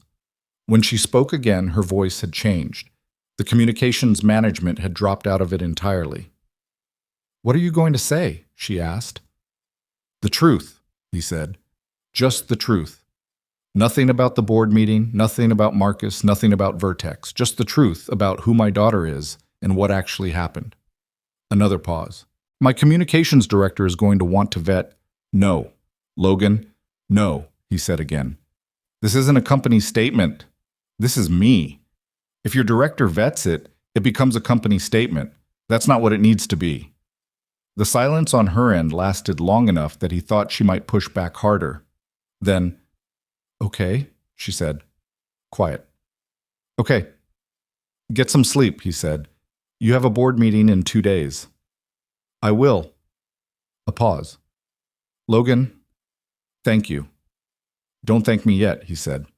"Wait and see what I actually say." He hung up and sat at the kitchen table with his phone and the quiet kitchen and the confident fish drawn on the tile, and thought about what the truth actually looked like when you took it out and laid it flat where everyone could see it. He opened the Notes app on his phone and started writing. He wrote it in 40 minutes, which was about 35 minutes longer than he'd expected it to take, and 5 minutes shorter than he'd feared. It wasn't long. He didn't want it to be long. Long statements invited dissection, invited people to find the sentence that could be pulled out of context and made into something else. He wrote it the way he talked, without trying to sound like anything other than what he was. And he read it back 3 times and changed 2 words, and then posted it from his personal account at 12:47 in the morning. It said, "My name is Logan Pierce. I'm a delivery driver. I'm also a father, which is the more important job. My daughter Maisie is 6 years old. She likes whales, volcanoes, drawing, and asking questions about things until she understands them completely. She's not a strategy. She's not a tool. She's a child who sees people clearly and treats them accordingly, which is something most adults I know have lost the ability to do. I met Victoria Sinclair by accident. We became friends because my daughter decided she was worth talking to, and my daughter is a better judge of character than most people I've encountered. What happened between us happened slowly and honestly and without any agenda on either side. Someone decided to take a photograph of a little girl reading a book in a cafe and describe it as manipulation. I'm not going to use careful language about that. It's a lie. It's a lie told by someone who needed a weapon and chose a child because children can't defend themselves. I was offered money to go away quietly. I'm told the amount was significant. I didn't take it because there is no amount of money that makes what was written about my daughter acceptable, and because Victoria Sinclair's character doesn't need my silence to protect it. It needs the truth. That's all I have. He put the phone down and went to bed. He didn't sleep particularly well, but he'd expected that. By 6 in the morning, the post had been shared 40,000 times. By the time he got Maisie up and fed and delivered to Mrs. Delgado's and himself into the van for his route, it was at 230,000. His phone had stopped being a useful object. It was generating notifications faster than they could resolve, a constant low vibration in his jacket pocket that he eventually silenced and stopped checking. He knew the number would be what it would be. He'd said what was true. Whatever happened to it after that was out of his hands. He made it through his first 8 stops on pure routine, the mechanical comfort of doing something he knew exactly how to do, before Rosa called him. "Logan!"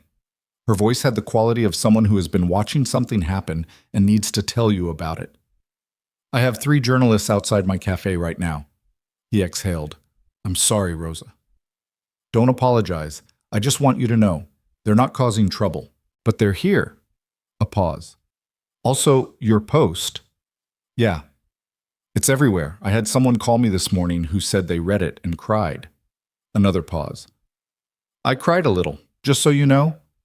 He didn't know what to do with that. "I just said what was true." "That's what got me," she said. "That's exactly what got me." She told him the journalists left around 11 without getting what they came for, because no one inside Birch and Brew told them anything useful. He thanked her.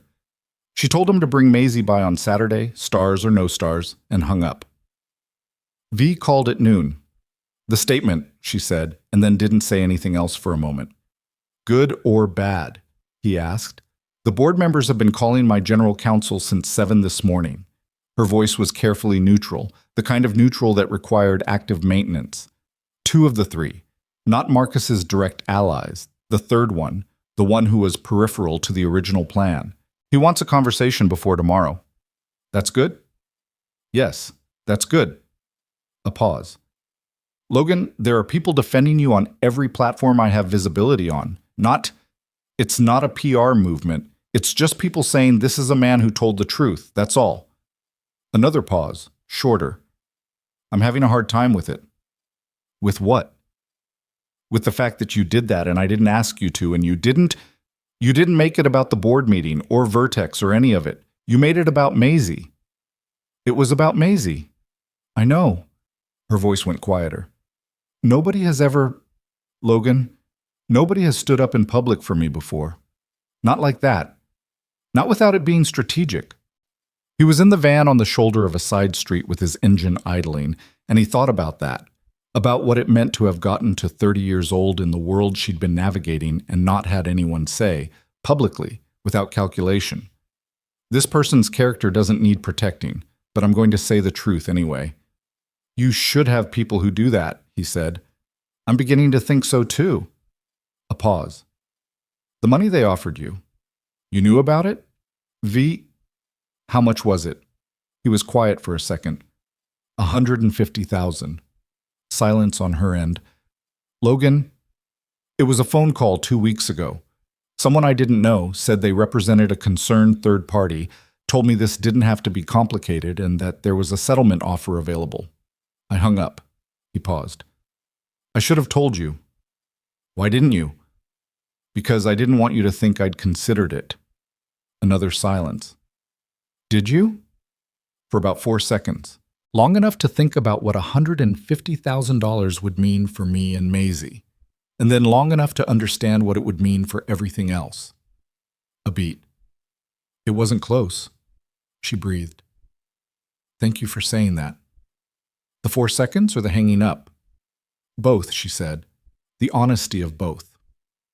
The board meeting was the following day, February 14th, which Logan had noted with a particular awareness that he hadn't mentioned to V because it wasn't the kind of observation that needed to be made out loud. He dropped Maisie at school that morning, a Thursday, which was usually Mrs. Delgado's day, but school was open and Maisie had a project about the water cycle that she had strong feelings about presenting, so the routine held. He watched her walk through the school entrance with her backpack sitting slightly lopsided because she'd packed it herself and overfilled the main compartment, and he thought about how much of his life for the past 4 years had been organized around the simple repeated fact of getting her safely from one place to the next. Then he drove his route. There was nothing else to do. The board meeting was V's territory, her preparation, her evidence, her years of work at the company she'd built. He wasn't in the room. He couldn't be in the room. His job today was to make his deliveries and pick up his daughter and make her dinner and answer his phone when it rang. He made 19 deliveries. He ate lunch in the van. He thought about a lot of things and landed on none of them in particular, which was probably the best he could manage. At 2:15, V texted, "Going in. 4 hours, maybe more." He texted back, "I'll be here." He was home with Maisie by 5, which was early enough that she got to watch an episode of her current show while he made dinner. A comfortable domestic routine that felt like the most stable thing in his life right now, which it probably was. Maisie talked about the water cycle presentation with a detailed breakdown of what the teacher had said and what the other kids had done wrong in their projects, which was an assessment Logan received with a straight face. "Did you get it right?" he asked. "Obviously," Maisie said. "Obviously." At 6:40, his phone buzzed. "It's done." He put down his fork. Maisie was across the table eating pasta shaped like dinosaurs, completely absorbed in aligning them by species, and didn't notice. He typed, "How?" The reply came in pieces, the kind of fragmented texting that meant she was still in the building, possibly in a corridor, adrenaline still running. "Marcus is out. 3 board members tendering resignation pending audit findings. Full confidence vote, 11 in favor, 2 abstentions, 0 against." A pause, then they'd already started flipping before I presented. "Your statement shifted 2 of them." He read that last sentence twice. "Are you okay?" he typed. The response took a minute. Then, "I'm standing in a stairwell because I needed 30 seconds that weren't a conference room. So, getting there." He almost smiled. "Take your 30 seconds. Logan." A pause.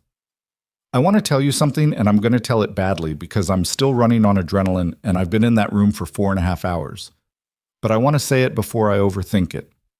He waited. "I've spent 12 years building something because I thought that was the thing that would make me feel like I had a place in the world, like I belonged somewhere. And I built it, and I protected it, and today I took back control of it. And the first person I wanted to tell wasn't my board, and wasn't my lawyer, and wasn't anyone in that building. It was you." Another pause. "I don't know how to do what comes next, but I want to figure it out, with you. If that's something you want." Logan sat at the kitchen table with his phone in his hand and Maisie arranging dinosaur pasta across the table and the confident fish on the tile visible from where he was sitting, and he read the message twice. Then he typed, "It's something I want." A longer pause this time. Then, "Okay." Then, "Okay, good." Then, after another moment, "Your daughter texted me again from your phone last week. Did you know that?" He hadn't known. He looked up at Maisie. "Did you text V from my phone again?" Maisie looked up from the pasta arrangement. "I told her about the water cycle project." "Why?" "Because she likes learning things." She moved a brachiosaurus into position. "Is that bad?" He looked back at his phone. "She says no," he typed. "Obviously no," V replied. Then, "I'm going back inside. Press statement in an hour. I have to put my game face back on." "You never took it off," he typed. "You'd be surprised." A pause. "The stairwell counts." He put his phone down and looked at his daughter's serious, focused face as she corrected the arrangement of her dinner and thought about stairwells and 30 seconds and the particular courage of saying something true before you've had time to edit it into something safer. "Is V okay?" Maisie asked, without looking up. "Yeah," Logan said. "She's going to be okay." Maisie nodded, satisfied, and moved a triceratops 2 centimeters to the left. The press statement ran at 8:15 that evening. Logan watched it on his laptop at the kitchen table after Maisie was in bed. It was recorded, not live. V at a podium in a conference room, the Vertex logo on the wall behind her. Her hair pulled back in the precise professional arrangement he'd seen in the Forbes photographs. The blazer, the posture, the controlled authority that was a completely different surface than the gray hoodie and the cracked spine paperback. But her eyes, when she looked directly at the camera, were not managed. They had the quality he'd been seeing more of lately. The looser quality of someone who had stopped spending as much energy on containing herself. She confirmed Marcus Hale's removal and the resignations of the 3 associated board members. She described the nature of the documented misconduct, financial misrepresentation, breach of fiduciary duty, coordinated effort to undermine the company's leadership, in language that was precise and unequivocal and gave no one anything to argue about technically. She said the company was healthy, its fundamentals strong, its leadership committed to its founding principles. Then she paused. A beat that was too long for a prepared statement, short enough that you might miss it. "I want to say something that isn't in my prepared remarks," she said. Logan leaned forward slightly. "A man I know wrote something this week that people have been sharing.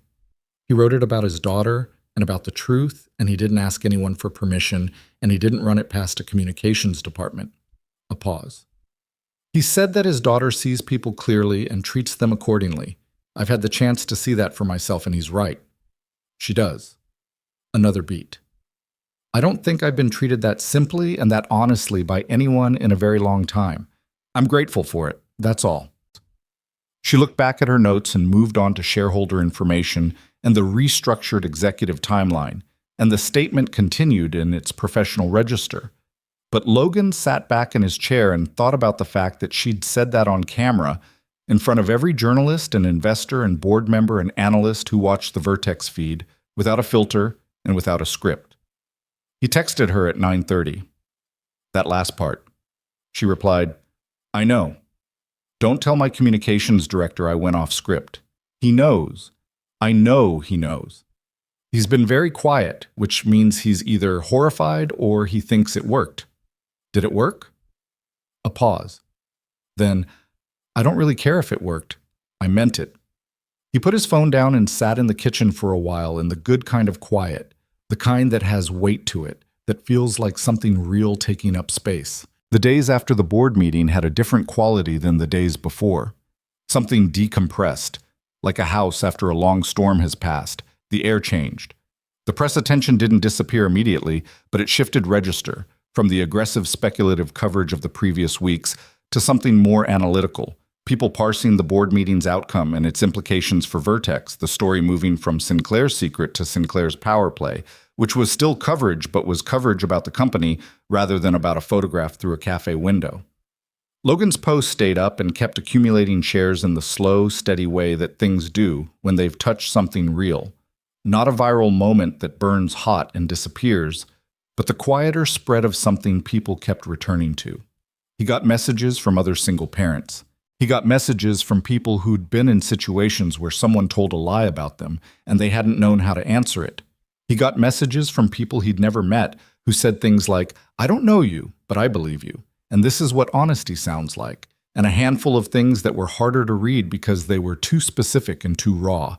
People who recognized something in the situation that connected to things in their own lives that they hadn't expected to put words to.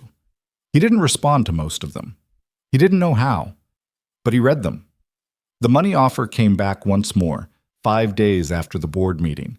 A different caller, same pitch, higher number. He hung up before they finished the sentence, and the calls stopped after that. What came instead, in the following weeks, was something that didn't have a name yet, but that he was beginning to stop trying to name and just let exist in its own shape. V came to Cassidy Street for the first time on a Sunday in late February, which was neither planned nor particularly ceremonious. She'd called in the morning saying she had the day free, which was apparently unusual enough that she wasn't sure what to do with it. And he'd said he and Maisie were going to the farmer's market on Ashford Street, and she could come if she wanted. She'd shown up in the gray hoodie and jeans and had stood on the sidewalk outside his building, looking up at the fourth-floor windows with an expression that was completely unreadable.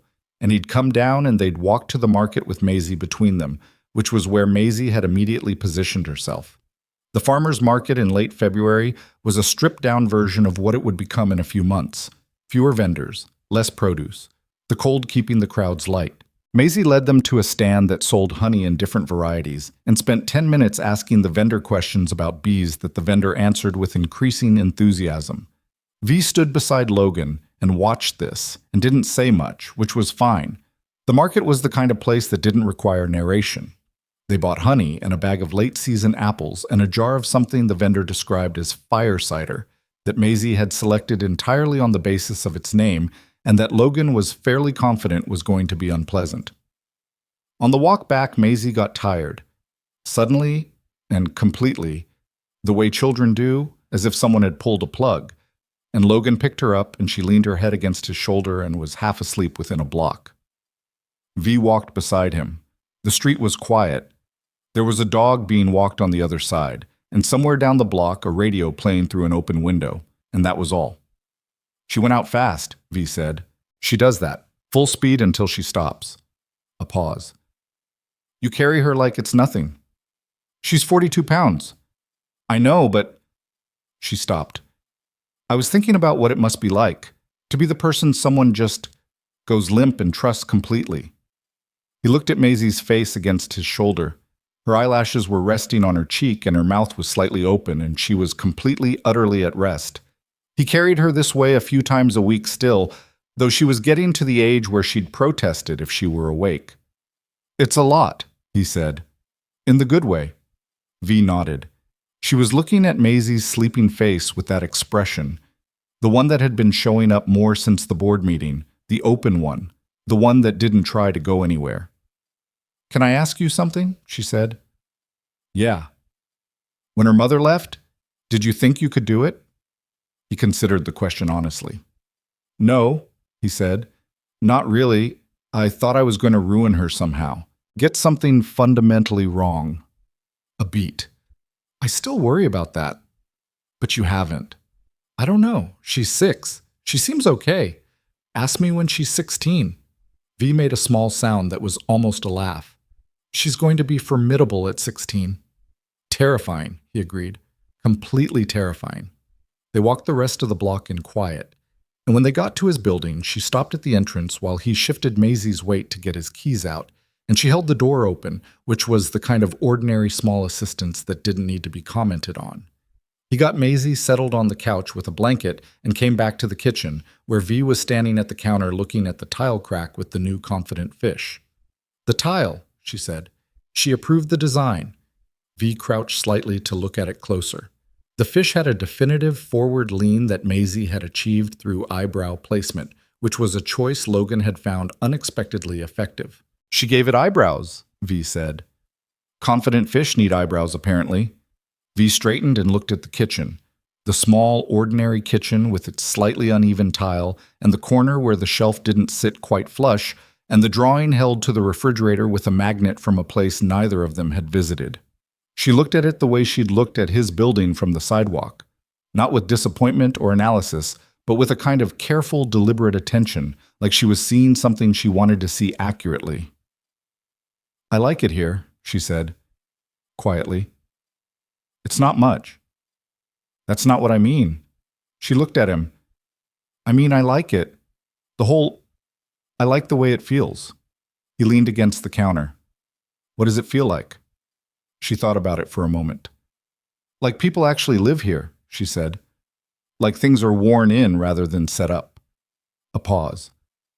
My apartment looks like a hotel that specializes in the appearance of having a resident. It could look different. I know. She crossed her arms loosely, not closed off, just thinking. I've been making lists. Of what? Of things I want to change. Real ones, not the kind of lists I make for work where everything has a deliverable and a timeline. Just, she stopped. Things I want my life to look like. Things I've been putting off because I was always too busy, or it wasn't the right moment, or I told myself I'd get to it after the next thing. A beat. There is always a next thing. What's on the list? She looked at the fish. A kitchen that has a fish on the tile, she said. And then, because that had come out more directly than she'd intended, she added, and other things. He watched her and didn't say anything, and the apartment was very quiet because Maisie was sleeping on the couch with the blanket pulled up to her chin, and outside it was a late February Sunday with the particular stillness of a cold city on a day when most people have decided to stay inside. V, he said. She looked at him. I don't want to push anything, he said. I'm not going to push. But I want you to know that whatever's on that list, the real list, I'm interested in it. Not as a project or a plan, just I want to know what you want. Not the managed version. She held his gaze for a long moment. The careful expression was there, but underneath it something had settled. That tension that had been in her the first time he'd seen her, that night on the penthouse floor, That bone-deep exhaustion of someone holding everything together by themselves had changed. Not gone entirely, but different, like it had company now. "You," she said, simply. "That's what I want. That's the main thing on the list." He nodded once. He didn't make a thing of it.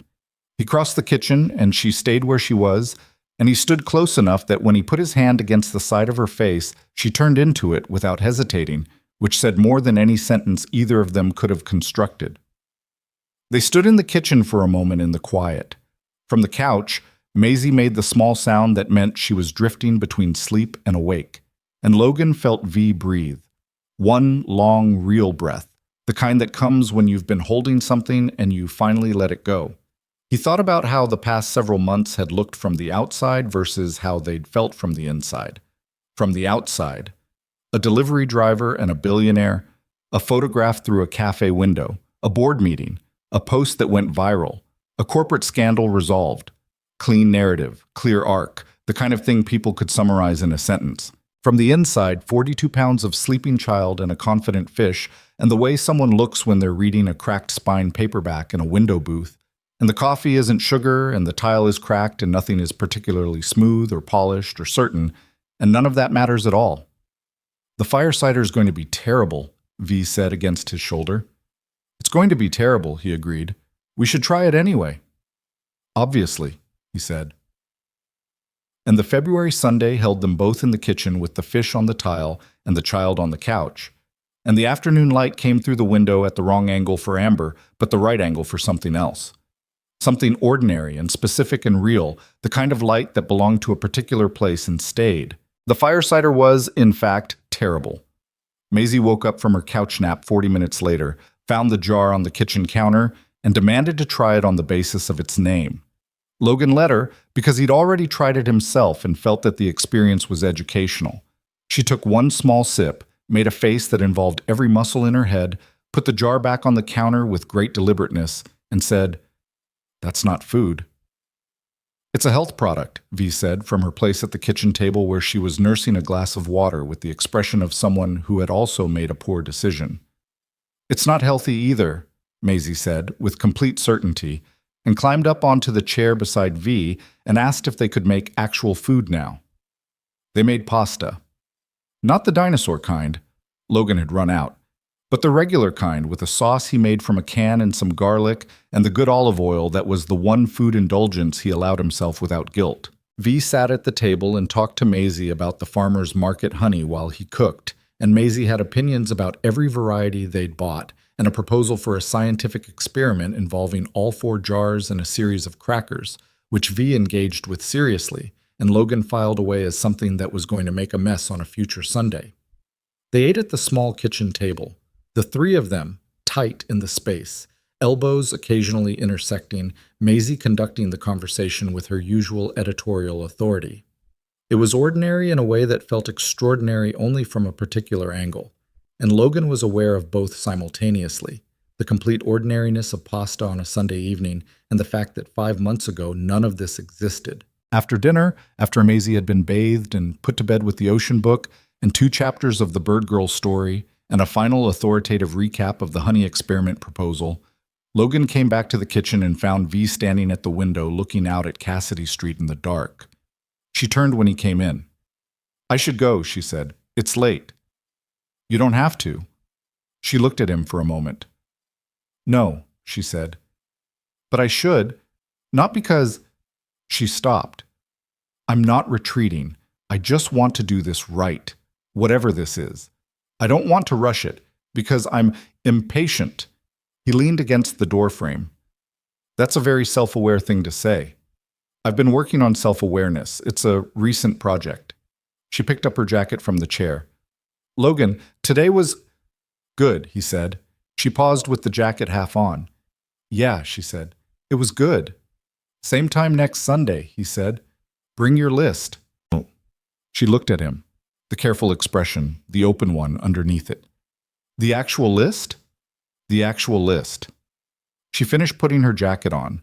At the door she turned back once, briefly, and the look she gave him wasn't complicated or managed or anything that required translation. It was just, "I see you. and I'm coming back." Then she let herself out, and he heard her footsteps in the hallway and the elevator, and then the building was quiet. He stood in the kitchen for a while with the clean plates in the drying rack and the honey jars lined up on the counter and the fish on the tile, and felt the specific grounded happiness of someone who has stopped waiting for something to go wrong. Spring came to the city the way it always did. Not all at once, but in increments. A warm week followed by a cold snap, followed by 3 days of rain that smelled different from winter rain, cleaner and more alive. The trees on Cassidy Street put out leaves that started as that tentative yellow-green and darkened over a few weeks into real green, actual green, the kind that made the street feel inhabited rather than just occupied. The weeks after February had their own shape. V brought her list the following Sunday, handwritten, on actual paper, which surprised him slightly.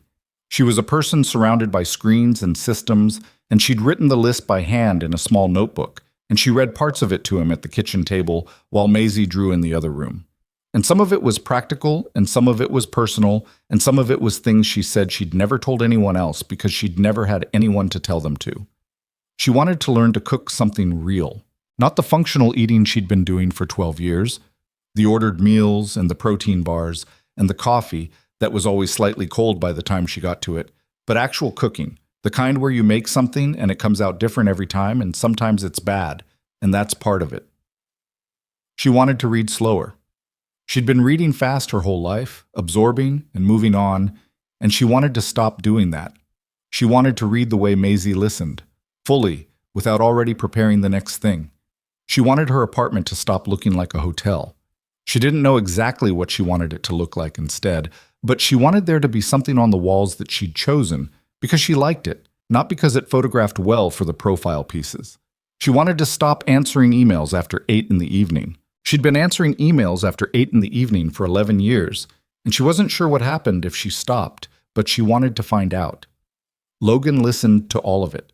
He didn't say that it was a good list or that she deserved it or any of the things that would have sounded supportive and been slightly empty. He just listened, and when she was done, he said, "The cooking thing is going to take longer than you expect." "I know. And you're going to be bad at it for a while." I assumed. "Okay," he said. "We can start next Sunday."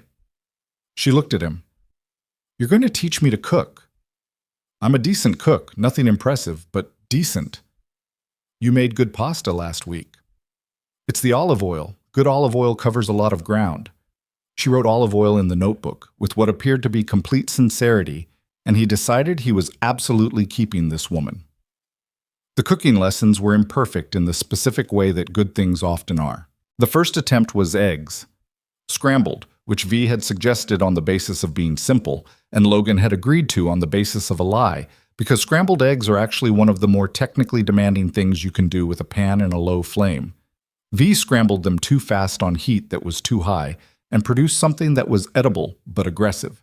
And she stood over the pan with the spatula and said, with genuine frustration, "It went wrong so fast."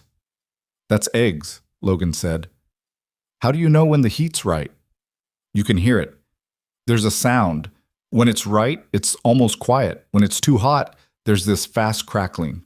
She frowned at the pan. "I should have been told this. Most people learn it wrong several times first." "I don't like learning things wrong." "I know," he said. "That's something you're also working on." She looked at him. He kept a straight face. After a moment, she looked back at the pan and said quietly, "The eggs are still fine." "The eggs are fine." She served them to Maisie, who ate them without complaint because Maisie applied the same standard to food that she applied to most things. Is it edible, and was it made with good intent? If yes, acceptable. She was, Logan had always thought, a better person than most adults he knew. V figured out the eggs by the third try. She figured out the pasta on the second. She had what Logan began to recognize as a genuine learner's stubbornness. Not ego about being right, but refusal to accept not understanding something. She wanted to know why the technique worked, not just that it did. She asked questions the way Maisie asked questions, without embarrassment about not knowing the answer. He liked this about her more than almost anything else, the way she was willing to be new at something. They had the first real argument in March. Not dramatic, not of the kind with raised voices or anything thrown, nothing that dramatic, but real, which meant it had content. He'd been distracted for a week, a run of bad shifts, the van breaking down twice in 4 days, a late payment on the electric bill that he'd missed because he'd been up late too many nights running. And when she'd come over on Sunday, he'd been short with her in a way that he could feel himself doing and couldn't entirely stop. She'd been patient through dinner, and after dinner, she'd asked him directly what was going on. And he'd said it was nothing, and she'd said she'd like it if he didn't do that, and he'd said he wasn't going to bring his problems to her, and she'd gone quiet in a way that was worse than if she'd argued back. Then she said, "You told me that I didn't know how to ask for help. You told me I was good at making myself hard to worry about." He didn't say anything. "That was true," she said. "I've been working on it. I've been trying to let you see when things are hard. And now you're sitting across from me with the same face you told me about, and you won't say one true thing." A pause. "That's not what I want this to be." He sat with that. She was right. He knew she was right while she was saying it. "The van broke down twice," he said. "I know. You mentioned it briefly. It costs money every time it breaks down. I pay the repair out of pocket before the company reimburses, and the reimbursement takes 2 weeks, which means I was $340 short this month, and I paid the electric late, and they're going to charge a fee, and it piles up." He stopped. "It's not a crisis. It's just the pile." She looked at him. "Why didn't you tell me that when it was happening?" "Because you've got $4 billion and I've got a late electric bill, and I didn't want it to sound like what? Like I was asking." The silence that followed was several seconds long and had real texture to it. "Logan," she said. Her voice was careful and direct. "I know the difference between someone asking and someone telling me what's real. I've known the difference my whole life. I've had to because so many people do the first one. You are constitutionally incapable of the first one. That's not an insult. That's just who you are." A pause. "Tell me what's real. That's all I'm asking." He looked at the table. "The pile's been heavy this week." "Okay," she said. "Thank you." They didn't fix the pile that night. She didn't offer money, and he didn't ask for it, and neither of them suggested that the gap between their financial realities was something that needed solving immediately. They just sat in the kitchen and talked through the rest of the evening, and it was the first time he'd talked to her about money without the background awareness of the distance between them, and that felt like something important had moved. Later, walking her to the elevator, she said, "The van. Can you negotiate the reimbursement timeline with the company? I've asked before. They say the system is the system. Do you want me to look at the policy language?" He thought about it. "Yeah," he said. "Actually, yeah." She nodded. "Send it to me this week." She read the policy, found 2 clauses that the company's own documentation contradicted regarding emergency reimbursement timing, and drafted a letter in 40 minutes that Logan sent to his depot manager the following Tuesday. He had the money by Thursday. The depot manager didn't argue, which V said was consistent with how people responded when you gave them no reasonable ground to argue on. "You're terrifying," Logan told her after he texted her the confirmation. "Only when it's warranted," she replied. Then, "Also, I burned the eggs again this morning. Too high." "I know, I was impatient. You're always working on that." "Working on it," she confirmed. The idea for the community center didn't come from either of them directly. It came from Maisie, which was consistent with how the best ideas in Logan's life had been arriving lately. It was April, a Saturday, and they were at Birch and Brew. Still their place, still the window booth, though now V sat inside rather than at the table beside it, a shift that had happened so gradually that Logan couldn't point to the specific Saturday when it had changed. Maisie was coloring, and the conversation had drifted to Logan's mention of a family in his building whose situation had been on his mind. A single mother, 2 kids, who'd been managing the same kind of controlled scramble he'd been managing for years, and who'd mentioned that the after-school program her older kid attended had lost its funding and was closing. "She doesn't have anyone to pick up from school anymore," Logan said. "She works until 6. V frowned. "What are the options?"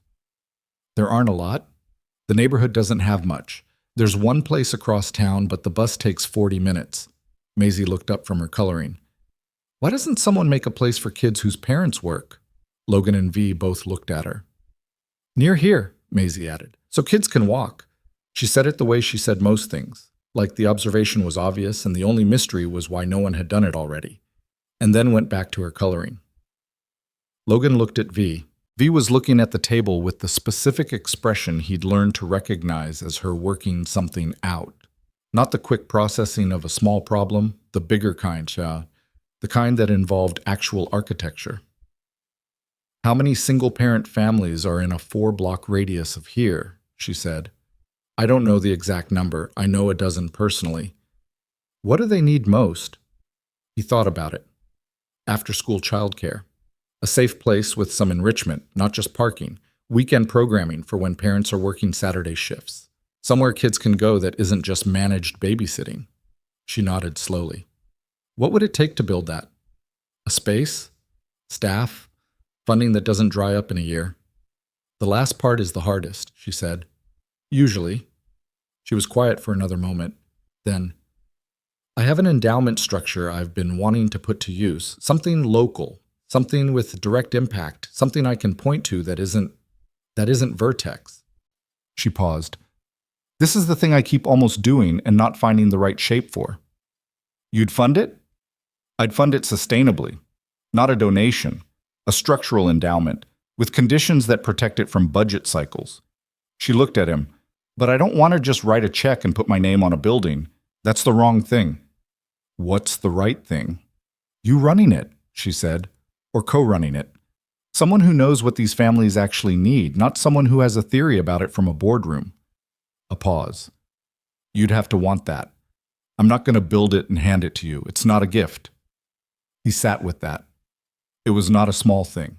It was a complete rerouting of what his working life looked like, which was not something he'd expected to be considering at 32 on a Saturday morning over coffee. I'd need to know it was real, he said. Not a project that runs for 2 years and then gets restructured. That's what the endowment structure prevents. It's legally independent of Vertex, independent of my personal finances, above a threshold. It doesn't go away. And you'd let me actually run it, not manage me from a distance. I would consult, she said, because I'd know things that would be useful. But you'd run it. It's not my neighborhood. He looked out the window at Clement Street, at the corner store and the bus stop and the woman he knew by sight walking her slow old dog in the pale April sun.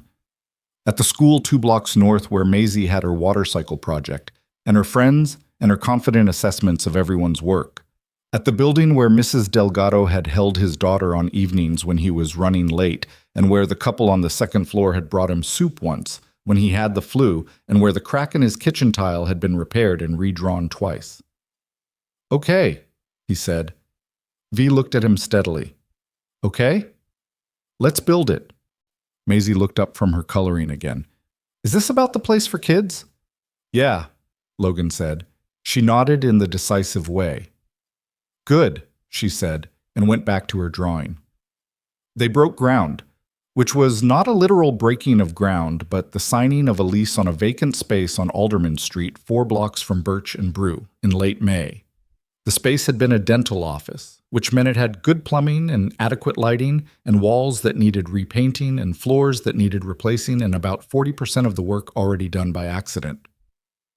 Logan spent his evenings for 3 weeks reading through childcare licensing requirements, which were extensive and specific in the way that anything governing children always is, and which V helped him navigate through a combination of her legal network and her characteristic refusal to accept that any system was unsolvable. They painted the main room themselves on a Saturday in June. Logan, V, Maisie, and a rotation of neighbors who arrived and departed over the course of the day, having received notice through the particular grapevine that existed in neighborhoods where people actually knew each other. Mrs. Delgado came for 2 hours and painted 1 complete wall and told stories about the building from before Logan had lived there. Rosa closed Birch and Brew at 2 and showed up with sandwiches and an opinion about the color, which she delivered directly and which they mostly incorporated. Maisie painted a fish on the baseboard in one corner, low enough that only children would see it. Logan found it on Monday when he was doing a walkthrough and crouched down to look at it. The fish had its eyebrows. He texted V. She put a fish in the corner. V replied, "Of course she did." Then, Don't paint over it. Wasn't planning to, he said. The center opened in the first week of August, which was not dramatic or ceremonious in the way that things on the news are. No ribbon cutting, no press coverage that anyone sought out.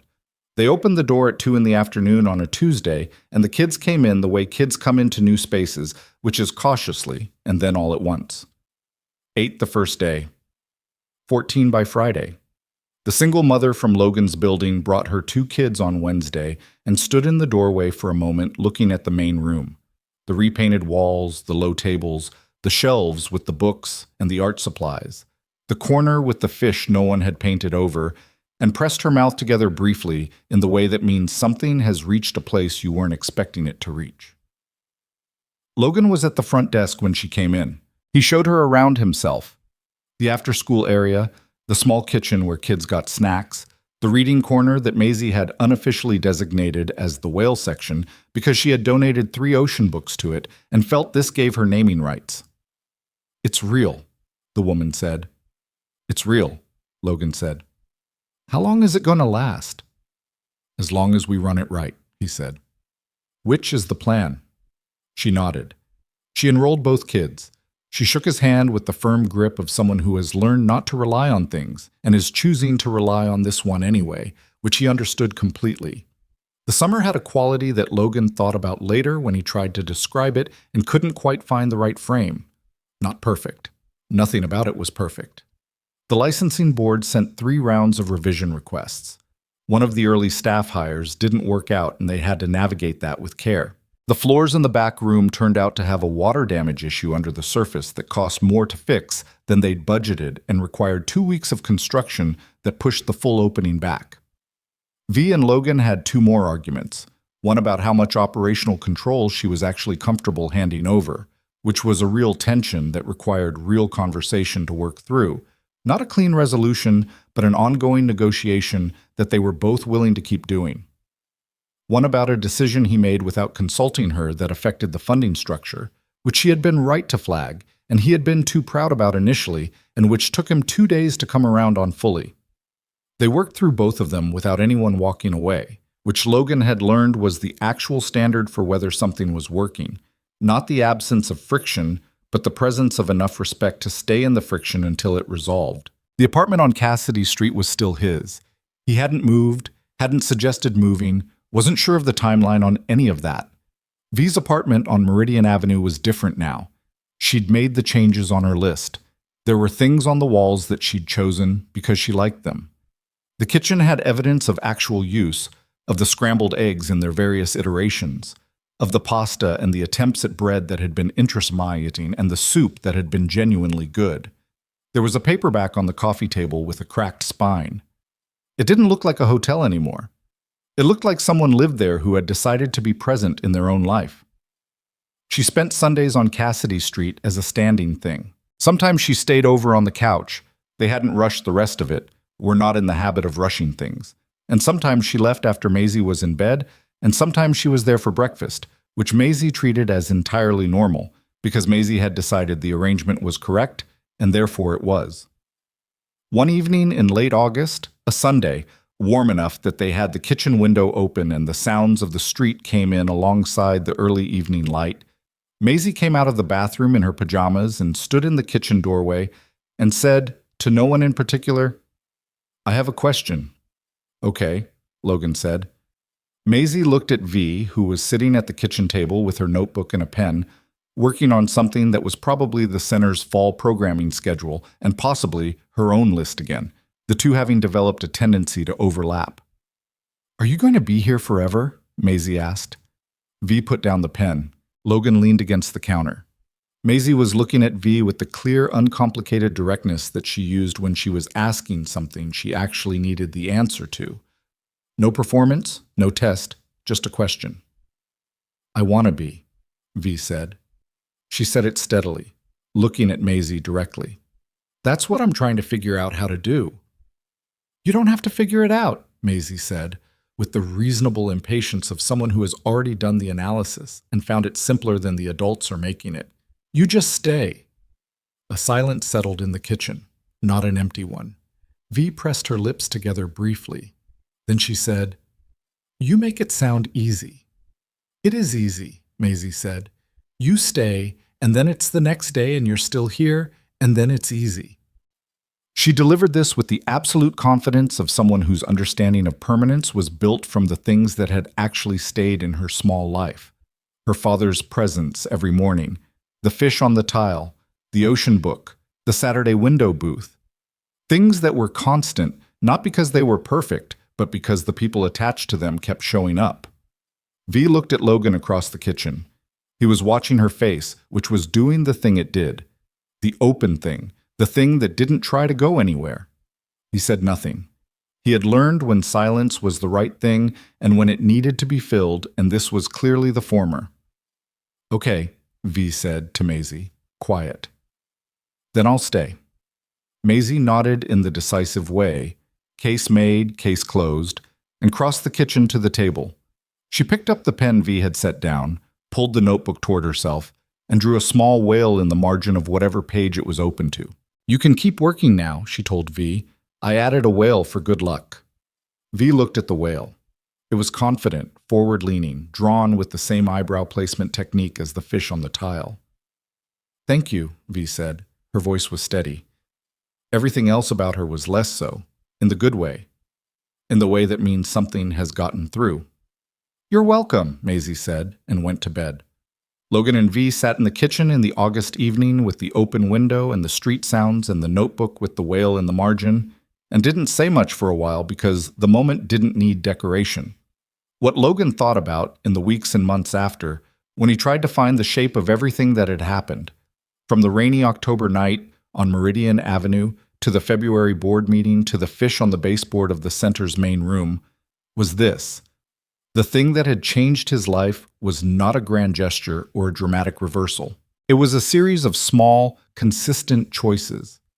The choice to stop when he heard something fall. The choice to make soup without being asked. The choice not to take the money. The choice to tell the truth in 40 minutes on a Tuesday night.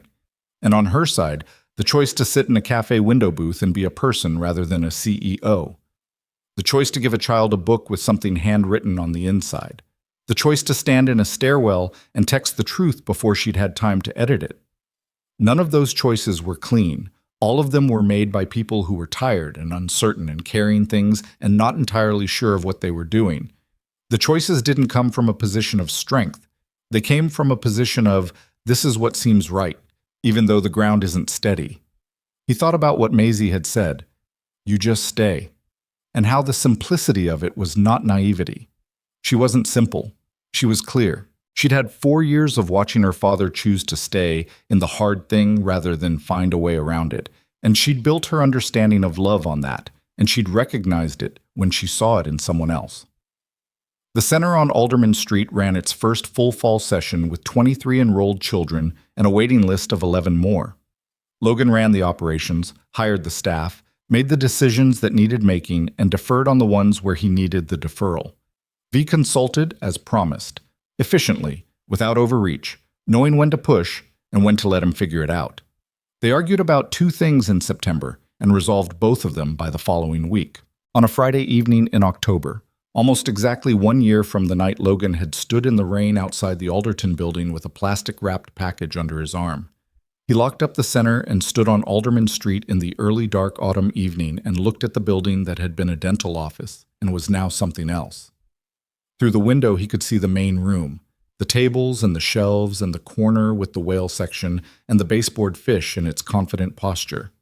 The lights were still on inside, the warm kind, the kind that made the window glow from the street. He thought about all the things he couldn't have told you 12 months ago were coming. The board meeting and the statement and the olive oil and the burned eggs and the list in a notebook and the woman who stood in a stairwell and told the truth before she could edit it. The whale in the margin. The moment in the kitchen when a 6-year-old said, you just stay, and solved in one sentence what 2 adults had been carefully circling for months. He thought about what it meant to belong somewhere, not to belong to a place. The center wasn't his. The apartment on Cassidy Street wasn't his.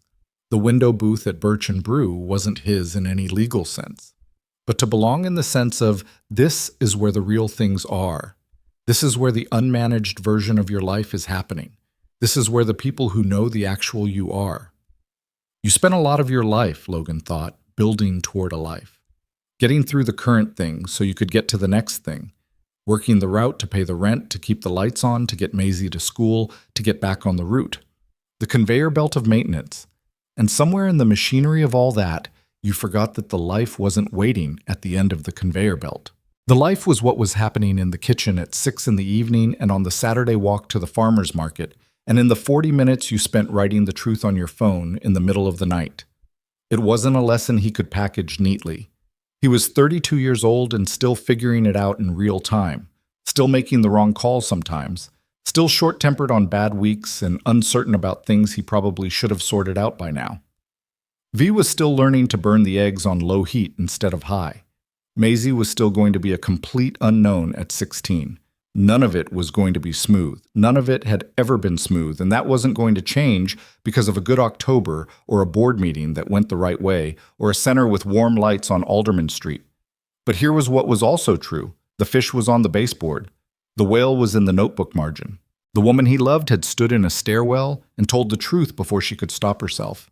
And he was going home now to a kitchen where she was probably burning something, and his daughter was telling her exactly what was wrong with the technique.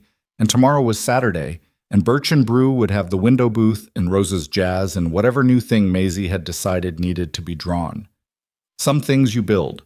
Some things you find by accident in a rainy stairwell with a plastic-wrapped package and the presence of mind to stay a few minutes longer than your job required. The real ones, Logan had learned, felt like both at the same time. He turned off the light in the center window, locked the door behind him, and walked home through the October dark, hands in his jacket pockets, the city doing its ordinary evening thing around him, alive and loud and largely indifferent and entirely beautiful, the way it always was when you were moving through it toward someone who was waiting.